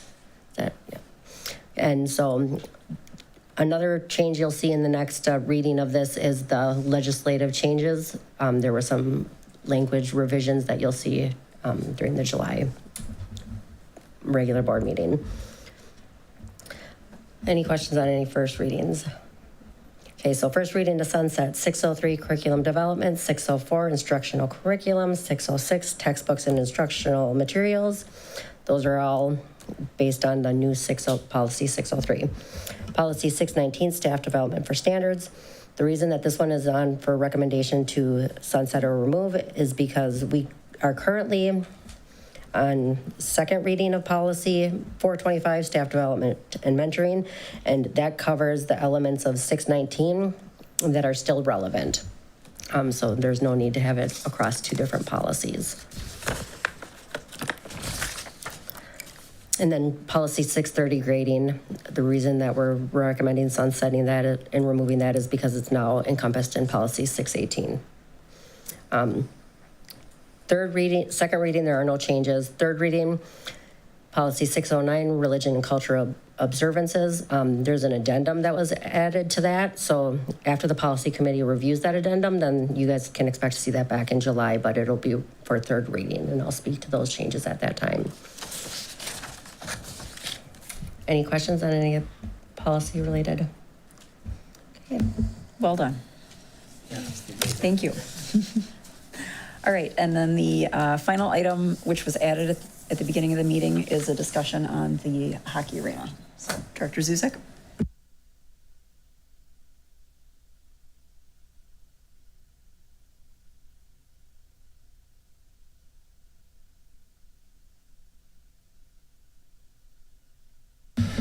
I brought my hard copy just to refer to because there were some questions that I had about it. And I don't know if it's possible to look at it. It looks like this. I can send it to Rob. Thank you. Because I just wanted to say that I know that it's very atypical to go back and vote on something that's already been voted on. But in my way of thinking, there's two things that have changed that are really significant. One is that before we were talking about taking money out of our general fund to pay for improvements at the roof, on the roof at the arena, and the presentation that we heard at the beginning from Mr. Wuticha had some information that I think was distracting to us. It led us astray. Like, for instance, they had a presumption of how much ice time we used, and it was incorrect. It was grossly incorrect. And the other thing is that we've come to learn that the city is considering not funding the Senior Citizen Center at the rate that they've been funding it, the senior center. We found out about this at the last, not the Friday meeting, but the previous meeting of the facilities, or the Joint Powers meeting. And that is, I think, $50,000 a year. Is that right, Dr. Champa? Let me look it up quick. Yeah, it's very close to $50,000, Jen said. So if annually we lose $50,000, that's a really big deal because we lose that out of our general fund, or actually out of community ed, but that would be funded. And now we're looking at funding it differently. We're looking at funding it through a lease levy agreement, which means that we have the power to pass the cost of the improvements at the arena. And am I right? This is one of the big questions. Even the ice time could be lease levy. Yes. And so that's money that currently isn't funded out of lease levy. It is currently funded out of lease levy. So the first two categories on this project, if you slide down on the chart, get to the chart, the current rental of ice, I'll read that number to you. It's $86,480. And if we were to fix the price in an agreement with the city, we could fund that, continue to fund it out of lease levy. The premium ice time comes out of lease levy currently, I presume. There is no premium. Right. Right now there isn't. But that could come out of lease levy. And an annual fixed cost to achieve a total of, I think this adds up to 18% of the cost of the project. Is that the goal? I think to get close to 18%, which is what we really have as ice time. That's why it gets complicated. I don't know that we had a goal necessarily with these options. They were just intended to be some different options. But yes, the 18% was what they said we use for ice time. And we lease levy for our current ice time charges. Okay. that second option of adding a premium, as long as we could have the new lease approved by MDE, potentially we could include that premium in our levy. The third option would be like general fund dollars. So this third The price flat. would have to be general fund dollars? Correct. Okay. I was thinking that all three could have been lease levy, and that made it, to me, sound almost too good to be true. Yeah. So just to clarify, this is just, it was intended to be just one option, really, but looking at it differently. So currently, if nothing changed, our current ICE rental, 10 years of that would be $86,480, which is the 17.9% of the project cost, the overall project, because remember, we took out the solar because we wouldn't gain that benefit back from that. So the total cost was that 4.825 million.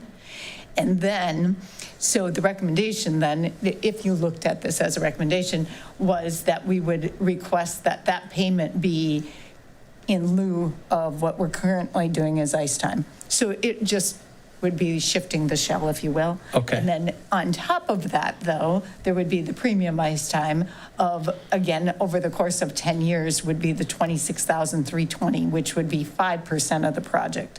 So the additional dollars that we would be spending would be that dollar amount. So overall, the annual fixed payment for the 10 years would be $112,000, which is 23% of that project, with the inclusion of the solar. So it was, you could look at it in different ways, but that's how it was considered or presented. So, and I just want to ask, so that this was not a new document? No. This was the one that was presented in Yeah. August? So nothing has changed, essentially, when it comes to these options? I'll just say that, because I think there may have been some confusion on I think there changes. were more options earlier. Okay. I feel like, in fact, at the top it says April 2025, so we saw this in April of 2025. Yeah, yes, but it was Yeah. from August. It was created in August, and then the same information was provided in April. Actually, it was more. So the one that was in August of '24 was, again, the current ICE rental, looking at that in lieu of, which was 85,000, and then the additional contribution was for 12% of the project, which was 59,000, so the annual fixed payment was 144. So it was adjusted down in that final consideration. Well, if I can, there was a lot of confusion at the August presentation because of the lack of presentation. There was no clarity, there was no solutions, there was an amount, or it was just kind of it's my way, or it kind of felt like being held hostage. And, well, I'm talking about the presenter in August. Can I use his? Not this presentation. No, I'm talking the presenter in August from the city. Okay? Sorry about that. See how confused I was? I, right out of the chute, was the first one to ask the question, who uses the facility the most? And I was told right from that podium, or that table right there, that it was us. The district was the highest user of that facility. Well, originally for me, I'm like, we're coming in for a $1.6 million ask, and he couldn't even answer the most basic question. And I thought that was a little disrespectful to come in basically not ready, and a pretty huge ask and no other solutions. I mean, I really felt like there was no other solutions given to us at the time. And the vote at the time was pretty easy. I can sit down with anybody and try to come up with some ideas. But even in the last article in the paper, which, I think was not correctly it wasn't presented the way it should have been to me, but what I think we didn't tell them no. We had one basically presentation. And that's the first time I had ever heard of anything, was August of 2024. And if somebody else can clarify that to me if I'm wrong, please do. But it was just kind of a quick and underwhelming ask of maybe some of the problems financially that they're having, that we're supposed to come in and we have enough fiscal responsibility of our own as a district. I'm not in the job of working for City Hall. I want to work with them. We haven't had this supposed facilities committee, from what I've heard in the past, hasn't really been meeting a lot for a long time and hasn't had good communication. So that's everyone's fault. But that was long before I even knew anything about this. And we were kind of told that this had been going on for a long time. No, it hadn't. That's not correct. At least it wasn't to me. And so would I be willing to sit down and relook at this? Absolutely. But, let's look at this the way it should have been looked at. This was presented to us in a very maybe unprofessional way. I just don't think somebody came in for an ask and they weren't prepared. And, I've been in business and had to make decisions before financially. I know when I had to go loan money from a bank, I had to go in prepared to ask for money.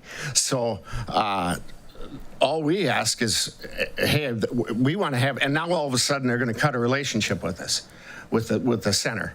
To me, that's a little offhanded, and it's not the correct way to do things. But I'm willing to sit down with anybody down at the city and try to figure something out. But to me, the original ask was just not a sustainable thing for us. And it was confusing. It wasn't done well, and that's why I voted the way I did, and that's why I would still vote the way I did, because I still don't know what the solutions are. I'm finding a little more out, but I'd like to read a little more of it to become clear. But we didn't hijack anybody. We didn't stonewall anybody. We were just presented with something, and we said no. That's not stonewalling. That's worrying about our fiscal responsibility as a district, and I got voted on the school board to worry about the money that we're spending and saving the money that we're trying to save, because a lot of districts are in trouble. And you know what? We're blessed, but we also can pretty quickly go the wrong way in today's world. So the August meeting to me was not a good one. It was not a good representation or a good ask. Vice Chair Dressley.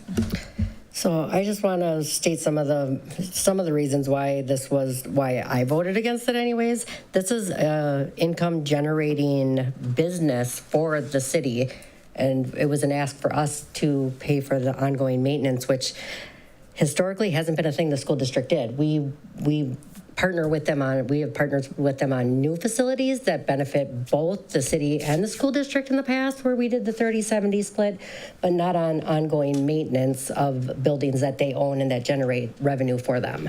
I just don't think it's a good path to go down. Also, we're in a spot to where we're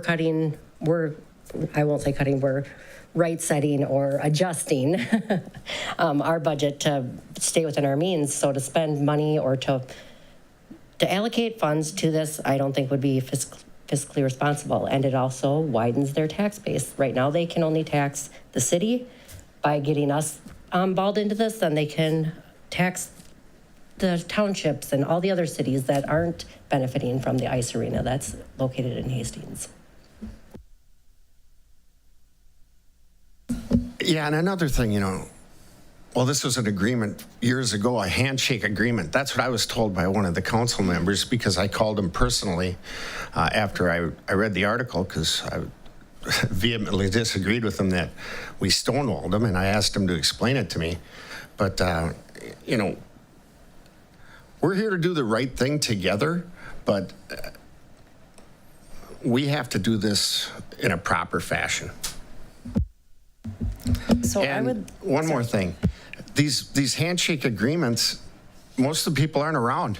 Their hands ain't around. In 1970, when they built the hockey arena, they asked the school district for help because they thought it would be a beneficial thing.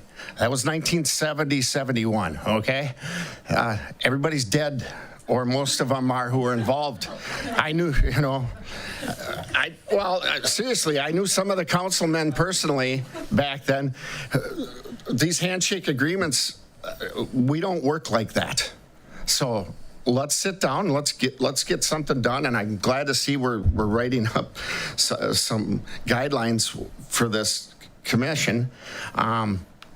That's the way we do things. We don't shake hands and, oh yeah, do you remember that? That's not the way it's done, not in today's world. So yeah, I was just going to add that is exactly why we're going through all of our contracts that we have with them in the Joint Powers Committee and cleaning all of this up so that this doesn't happen again. We are adding language in to say, those who own the facilities are responsible for a 10-year long-term facilities maintenance plan and all of this kind of stuff. And I would like to add one thing that was said in that August work session. I wish I had a recording of it. I don't. However, the person who was presenting was asked point blank, why wasn't this brought to the school district previously? And the response was, quote, I didn't get a chance. And I was floored by that. To come and ask for over $1 million at the 11th hour really was off-putting, and having that be the reason was even more off-putting. So I am not in favor of reopening this can of worms, frankly. And I recently actually had a taxpayer say this to me, and it makes perfect sense. They said, how does it pass the smell test for ethics when the city can't or doesn't want to afford to pay for roof maintenance, that they come to the school district for education dollars to pay for that? And I was like, yeah, that definitely made me stop and think. And so I have an extremely hard time with where we're at financially, where we're projecting to be at financially coming years. I can't be on board with spending education dollars on a roof for a facility that makes the city money. So I'm still there. Elaine, or Director Michael Mildred. Is there, like you were saying, it's not a stonewall. Are they open to having further conversations about what the terms of this potential relationship could look like? Because I don't claim to know the ins and outs of how these kind of things work. But as she was saying, it's an income producing thing. Can we do something, make some kind of deal that we would get profit if we invest into a place? I mean, is that part of the negotiation, or? So I think that what I would say is that the conversations right now are focused on building the relationship and standardizing the way that we communicate in the future so that this doesn't happen again. Yep. And I'll just comment that what I heard from the city was that, and at the same meetings that you were at, but what I heard from the city was that they had tried with previous superintendents to start the conversation and it never grew legs. I don't know. I doubt very much that they had a beginning conversation with you, Tammy. I doubt that they did. But from their perspective, they had tried to bring it up, and it wasn't discussed. You know, it was as though it was kicked down the road. So, and I don't disagree with Director Biermeyer with the way that the presentation went and so forth. I just wanted to ask some questions about it, and understanding that it comes out of lease levy helps me a little bit. Understanding that we don't pay more than the percentage of time that our kids use the ice makes sense to me. And the reason that that makes sense is we're paying for that ice time one way or the other. This is a way to formalize it and put it on a 10-year plan. We'll be paying close to the same amount of money, I'm sure, by the time we're done. Just a clarification and then hopefully just a summary statement. So clarification, so when I came to the district, much like Dr. Herman, reached out to all different leaders in the community. And so that early meeting, it was brought up in passing. And so I just want to acknowledge that. I would say, I think I'm just going to say the importance of a strong city-school relationship is critical to our community. Yeah. And so I do believe, like you mentioned, Director Biermeyer, that because the Joint Powers Committee hadn't met so long, there just weren't the conversations. They weren't happening. So therefore, then it did feel like it was out of place. And however, I think it's important to build that relationship and have those strong documents that are the guiding principles and all of that. So I look forward to continued developments here. All right, anything else? Okay, thank you. With that, it is 8:10 p.m., so I'm going to call I know Phil loves us, I'm going to call a 7-minute recess. So 8:17. Pick a round number.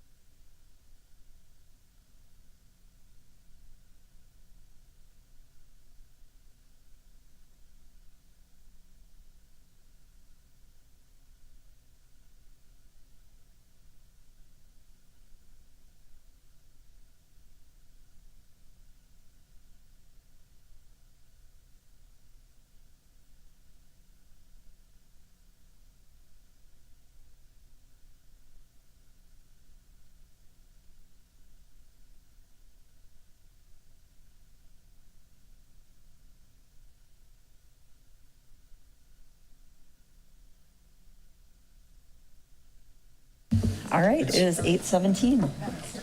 Perfect timing, right? All right, now we get going on the quicker part of the meeting, I guess, right? So first up, we've got the consent agenda. I am looking for a motion on this item. Oh, actually, I just want to call out one thing that's in here first. I just want to call out for the public that we are canceling our June 9th work session. That's part of our, July 9th work session. That was our, basically our motivation to keep going at the work session for almost 4 hours the other night. So, looking for a motion on the consent agenda, please. Michael Mulder moves on to approve the consent agenda. All right, Zuzik seconds. any discussion? All right, all those in favor say aye.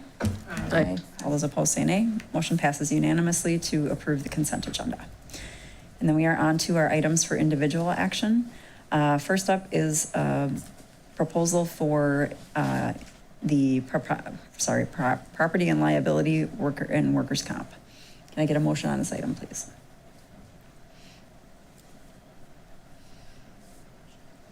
Motion to approve the contract as proposed. Thank you. Michael Mulder seconds. Any discussion? All those in favor? I was, just a comment, I was happy to see that the mod rate dropped so considerably. A mod rate is really important for workers' comp, and it dropped considerably. So this must have been a good year, and we probably dropped a tough year. So it's a 3-year average. So Thank you. All right, any other discussion? All right, all those in favor of approving, say aye. Aye. All those opposed, say nay. Motion passes unanimously to approve the property and liability workers' comp contract. Next up, we have community education census certification resolution. I'd like to suggest that this be moved with a proposal to waive the reading. So, looking for a motion. Zuzik will make the motion to approve the resolution and waive the reading. Thank you. Second, Dressley. All right. And then Clerk Milner, could you please take a roll call vote? Vice Chair Dressley, Yes. Director Michael Mulder, Yes. Director Biermeyer, Yes. Director Zuzik, Yes. Chair Tate, Yes. Director Bruns, Yes. Director Milner, yes. Thank you. Next up, I'm looking at the ISD 200 Long-Term Facilities Maintenance Plan. Could I get a motion on this item, please? Michael Mulder moves to approve the long-term LTFM 10-year plan. Thank you. Could I get a second? Biermeyer seconds. Any discussion? All right, all those in favor, say aye. Aye. All those opposed, say nay. Motion passes unanimously to approve the LTFM 10-year projection plan. All right, then we have another resolution. It is about the special election coming up this fall. Could I get a motion on this item, please? I make a motion to approve the resolution without reading it in detail. Thank you. Bruns will second. Any discussion? All right, Clerk Milner, could you please take a roll call vote? Vice Chair Dressley, Yes. Director Michael Mulder, Yes. Director Biermeyer, Yes. Director Zuzik, Yes. Chair Tate, Yes. Director Bruns, Yes. Director Milner, yes. Thank you. All right, next up we have our strategic plan. I'd like to give a little background on this, just for everyone to be on the same page. So our strategic plan work began in November. We primarily used our school perceptions survey to determine what our priorities were, and that was sent to student, staff, and parents and guardians. And then we also asked for input from our community through a survey as well, to paper surveys or online. A link was provided. We had correct me if I'm wrong, 2 community input sessions. And that got us to Superintendent Champa, who then took all of that and put it all together for us into the document that we started with last Wednesday. Last Wednesday, it was, I believe, just under 3 hours, maybe 2:45-ish, that we spent hashing out and wordsmithing and having some great conversations. To allude to the public comment that was earlier, we talked about what does student achievement mean? What does academic excellence mean? What is student growth? What is all this kind of stuff? And we ended up with the verbiage pretty much of what you see on the screen now. There were a few recommended tweaks from our superintendent on just some wording changes from what we discussed last Wednesday, and then we have some options with the design at this point. So that's where we're at, how we got here. I'm so excited you're here. Like, I'm very excited. So thank you for your continued work last week to hopefully maybe adopt something tonight. So you do have, I just want to make sure that there's clarity on those couple of suggestions. They're not on the one version that you have in front of you, but I know that you saw the various versions and those recommendations. So if there's any comments about that, certainly want to look at that. Then looking at the map, I know that was a piece that you talked about, so looking at several different versions that you looked at. And then it went into the hands of Carrie Gore, who is much more talented and capable than I am, obviously. And so you have a couple of others in front of you now. So I think the conversations continue to be, what do you want that map to really look like? And then Director Bruns had mentioned the inclusion of welcome in the languages that we typically see within our system. This is not that. I just threw a generic one on there to get the feel of what that looks like. And then Carrie Gore was asked to look at it differently. She put the map up on the top of the one, and on the second one, maybe not exactly how you'd like it to look, but across the bottom banner is that map. So I guess I'm looking at you to adopt the language, that type of thing, and then give some comments on what you'd like to see for versions of aesthetically what you'd like it to look like. Okay, who wants to go? Vice Chair Dressley? All right. So I think the language recommendations are great. I'm in support of those. And I will say that I do like this one because it will fit onto our onto our board member handbook and also into our policy format. But I would also like to see the languages, like maybe in the blues here. I don't know. It's just a thought. So otherwise, before that, my favorite was 5.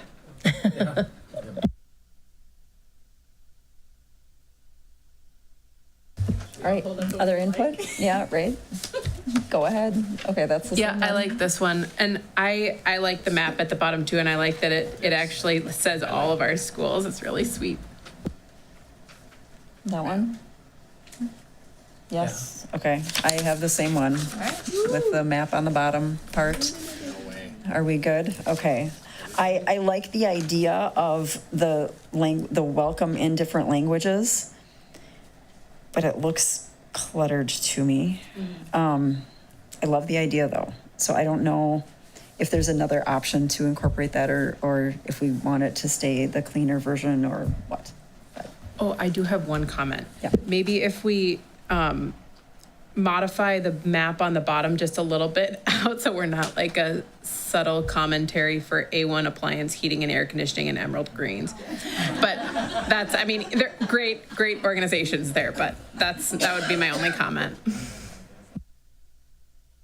Agreed. Nice job with the Agreed. Lindy. Nice job with the split screen. Yeah. So I have a question about how we could incorporate the languages on whichever page we put this on the website. So it wouldn't be present everywhere, but whatever page we put it on the website, could we do it around that somehow so that that's still there on the website? Because that's really going to be what a lot of people see and go to. I mean, obviously it wouldn't be printed on everything, you know, a sheet of paper that would go out or the handbook, but it would be right on the website visible because I do like that a lot. Or could it be a border with the words? I don't know. It might be, yeah. I'd have to see it, but yeah.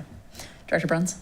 I'm not going to die on the hill of aesthetics kind of a thing. My preference is the layout on the left as it's projected. So welcome right now, it's a word cloud, right? It's just a drop in that fills in with that space and what theoretically it would look like if it were all the same font size in a similar font and it went across the bottom. and you just had slightly different hints, shades of blue that helped you differentiate between what languages you were seeing, I think it might show that a little bit better and it might feel more clean, because I think that's what makes it feel cluttered, is that right there. But I'm also not going to halt the work that's been very heavy for a smaller aesthetic piece. Yeah, and I will be frank and say that I don't think I have an aesthetic sense in my body. And so what I think, other people are responsible for anything related to that. But I look at this and it's readable. And what I want it to be is readable. So.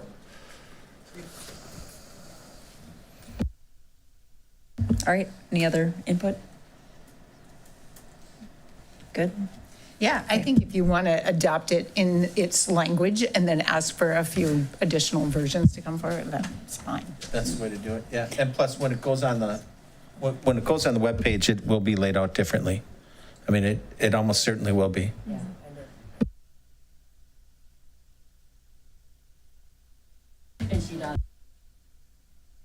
Can I ask a clarifying question, Chair Tate? Yeah. Follow-up work with this, because it's designed to replace policy 100, will we need to do any work as a board to enshrine it in that exact same way, so it's not merely a strategic plan, that it exists in a way that's more prominent? Just So we have a few things that we need to do. One, obviously, is our new superintendent's goals. That's on the calendar for August, and then those obviously get cascaded down to our entire staff. The other thing is from this, and we had put that on our list of things to do, is to create our board 3-year work plan. If you recall, we did a 1-year work plan, knowing that this was coming to do the final 2 years of that work plan, and now we'll ultimately do a full 3-year work plan. So that we can make sure that this isn't just a piece of paper, that it's actually going to be part of our priorities, part of our work, and part of, obviously, the day in and day out life of the district. And the operational plan, I think, is what comes next too for once this is adopted, then it wouldn't be our work to do, it would be our work to approve. Yeah, it would be cabinet. Yes, thank you. maybe my question lacked clarity. Just language that we use at the board table is that this would replace. Are there things that we need to do as a board to signify that it is in fact replacing a policy in the way that it's either displayed or laid out on the website, or how we treat it as opposed to a policy? Thanks, Director Bruns. That does remind me, like, we're going to make this policy 100. So we would probably have a cover page that, or you've got this figured out, pardon me. So there is our current policy 100 is our current strategic plan. If this were adopted by the board's vote, that would signify that this replaces policy 100 on our district website. So the adoption of this would signify replacing what's currently there, which is our current strategic plan. Thank you. Yep. Any other discussion? All right. So I'm hearing vast majority of us like this. We would like to see tweaks, perhaps leave out the advertising for certain businesses and add some kind of a cool welcome something, right? All right, sounds good. Could I get a motion on this item, please? I make a motion to approve this 2025 through 2027 strategic plan as shown here with the tweaks that we talked about. All right, can I get a second? Michael Mulder seconds. All right, any further discussion? All right, seeing none. I just want to add one comment. I'm solid with this, but we had talked about, we wanted to wait until our new superintendent started. I sent her an email and asked, how would you feel about this? How do you feel about this? Do you see any tweaks? Do you see any, I just want to make sure. She came back and said, no recommendations for changes. Just wanted to ask the question, do we have any plans on bringing it back to the community again? And so that was kind of why I went through the whole, how did we get here? How did we create this whole document? So if everyone else is comfortable with that, I'm very comfortable with moving forward with adopting tonight. So, okay. All right. With that, all those in favor of approving the strategic plan, say aye. Aye. Aye. All those opposed, say nay. Motion passes unanimously to approve the new strategic plan. All right. Woohoo. Months of work done. Yes. All right, I just want to comment on how difficult this work is when you don't have a facilitator walking through it from step one through the last step. It's just very difficult when you're that close to the work. And so, thank you for seeing it to the end point. I appreciate it. Thank you. Thank you for going through the tape on this one. That's very much appreciated. Yeah. Thank you, Dr. Champa. It's well said. And I would like to also comment, I feel great about our conversation last week, despite it being a very long one. I thought it was a great collaboration of the board, superintendent. We had our new superintendent weigh in. We had, others weigh in as well, to really create this. I feel great about this. I feel it's very solid, and it is a absolute work of collaboration. So thank you for everyone's time and efforts who've gone into this, and also for everyone for giving feedback and input too. All right, next up we have the Iowa resolution to designate Dr. Christine Werkamp-Herman as the new Iowa authority. Suzik recommends that Dr. Werkamp-Herman be approved as the Iowa for MDE. And waive the reading. Thank you. Bruns will second. All right, any discussion? All right, all those in favor say aye. Oh, sorry, yes, roll call. Thank you. Thank you. One more time. Vice Chair Dressley. Aye. Director Michael Mulder. Aye. Director Biermeyer. Aye. Director Zuzek. Aye. Chair Tate. Aye. Director Bruns. Aye. Director Milner. Aye. Thank you. Thanks for keeping me on track here too. All right, next up we have a food service MOU. Can I get a motion on this item?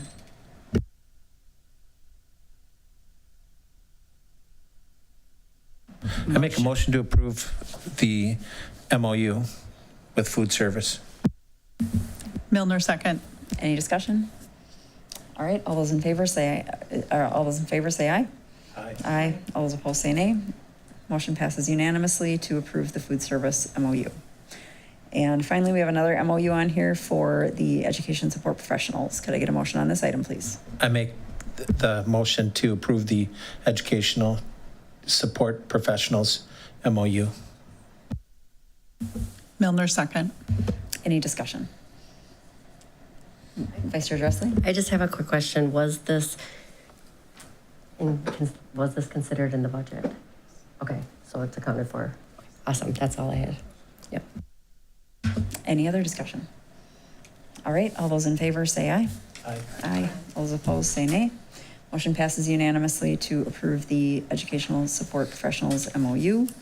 And then we have our future meetings, and I'm going to be totally honest. I develop the agendas with our superintendent and the vice chair, and so we obviously have not sat down yet to look at what we have, really. So what I have for our July meeting, which as I just said, we removed our July work session. We do have a policy meeting scheduled for July 10th at 11 a.m. in the district office. And then our next regular meeting will be July 23rd. And what I have on my list so far is going through our quarterly donations. I'm sure we are going to have a slew of policies coming through with statutory changes. Not sure if that will be ready for July or if it'll be later. It's ready now. There's 21 changes, and you guys will see them on the 10th after we have our meeting. Fantastic. Yes, thank you for all of that work. And then I have, again, just looking at more policies, looking at our annual mandatory policies that we maybe haven't touched quite yet. So that's all I have. So I don't have much. And then August, our work session, we will be looking at the superintendent goals. And as I mentioned, our board 3-year work plan. So that's where we're at so far. And that is through the end of July. So with that, it is our final meeting, of course, with Superintendent Champa. So just want to thank you for all of the work. Thank you doesn't even cover it, for everything that you've done for our district. And your leadership has just been absolutely amazing. And we won't forget what you've started here and what you've already finished, but we are going to do our best to continue down the path that you've started our school district on, because it's fantastic things. So we have something for you over here.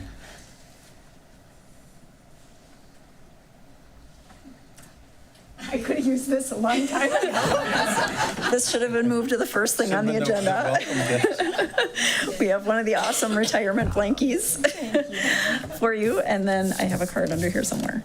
So, from all of us. So, thank you. Thank you, Tammy. I don't know if others want to say anything. Of course, go ahead and speak. Yes.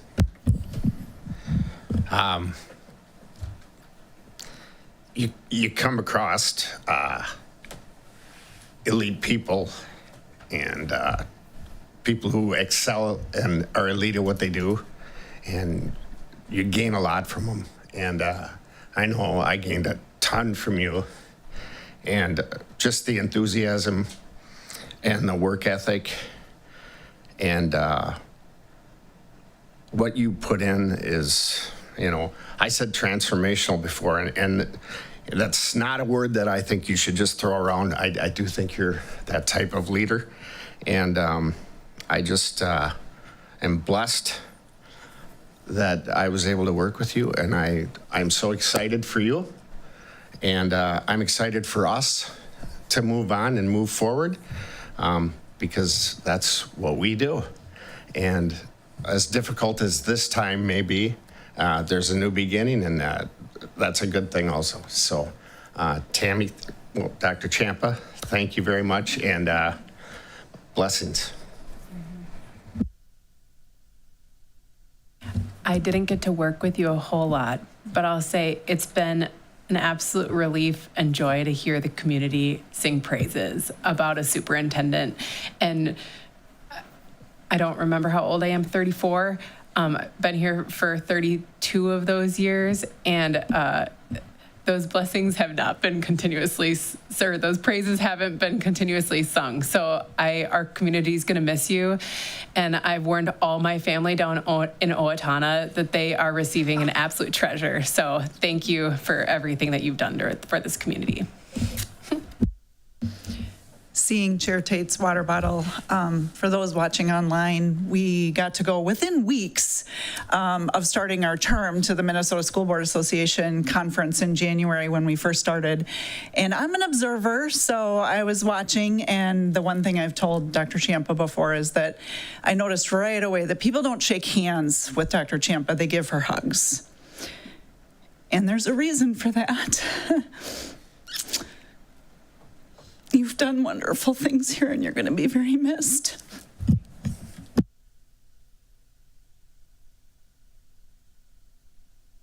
Yeah. I don't like goodbyes, right? I said I'm more of the quick trip, see you next time type. However, thank you for taking a chance on me.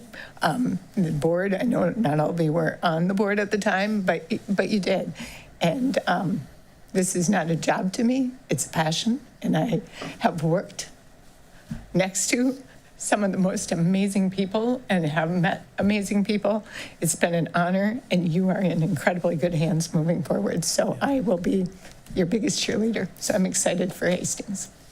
Thank you, Dan. Hastings can hear really loud cheers from Owatonna. So just. Thank you. All right, thank you. And I should have had this at the I will cherish this. Good. With that, I am looking for a motion to adjourn. Michael Mulder motions to adjourn. Second, Dressley. Any discussion? All right. All those in favor, say aye. Aye. Aye. Those opposed, say nay. All right, motion passes unanimously to adjourn at 8:41 p.m.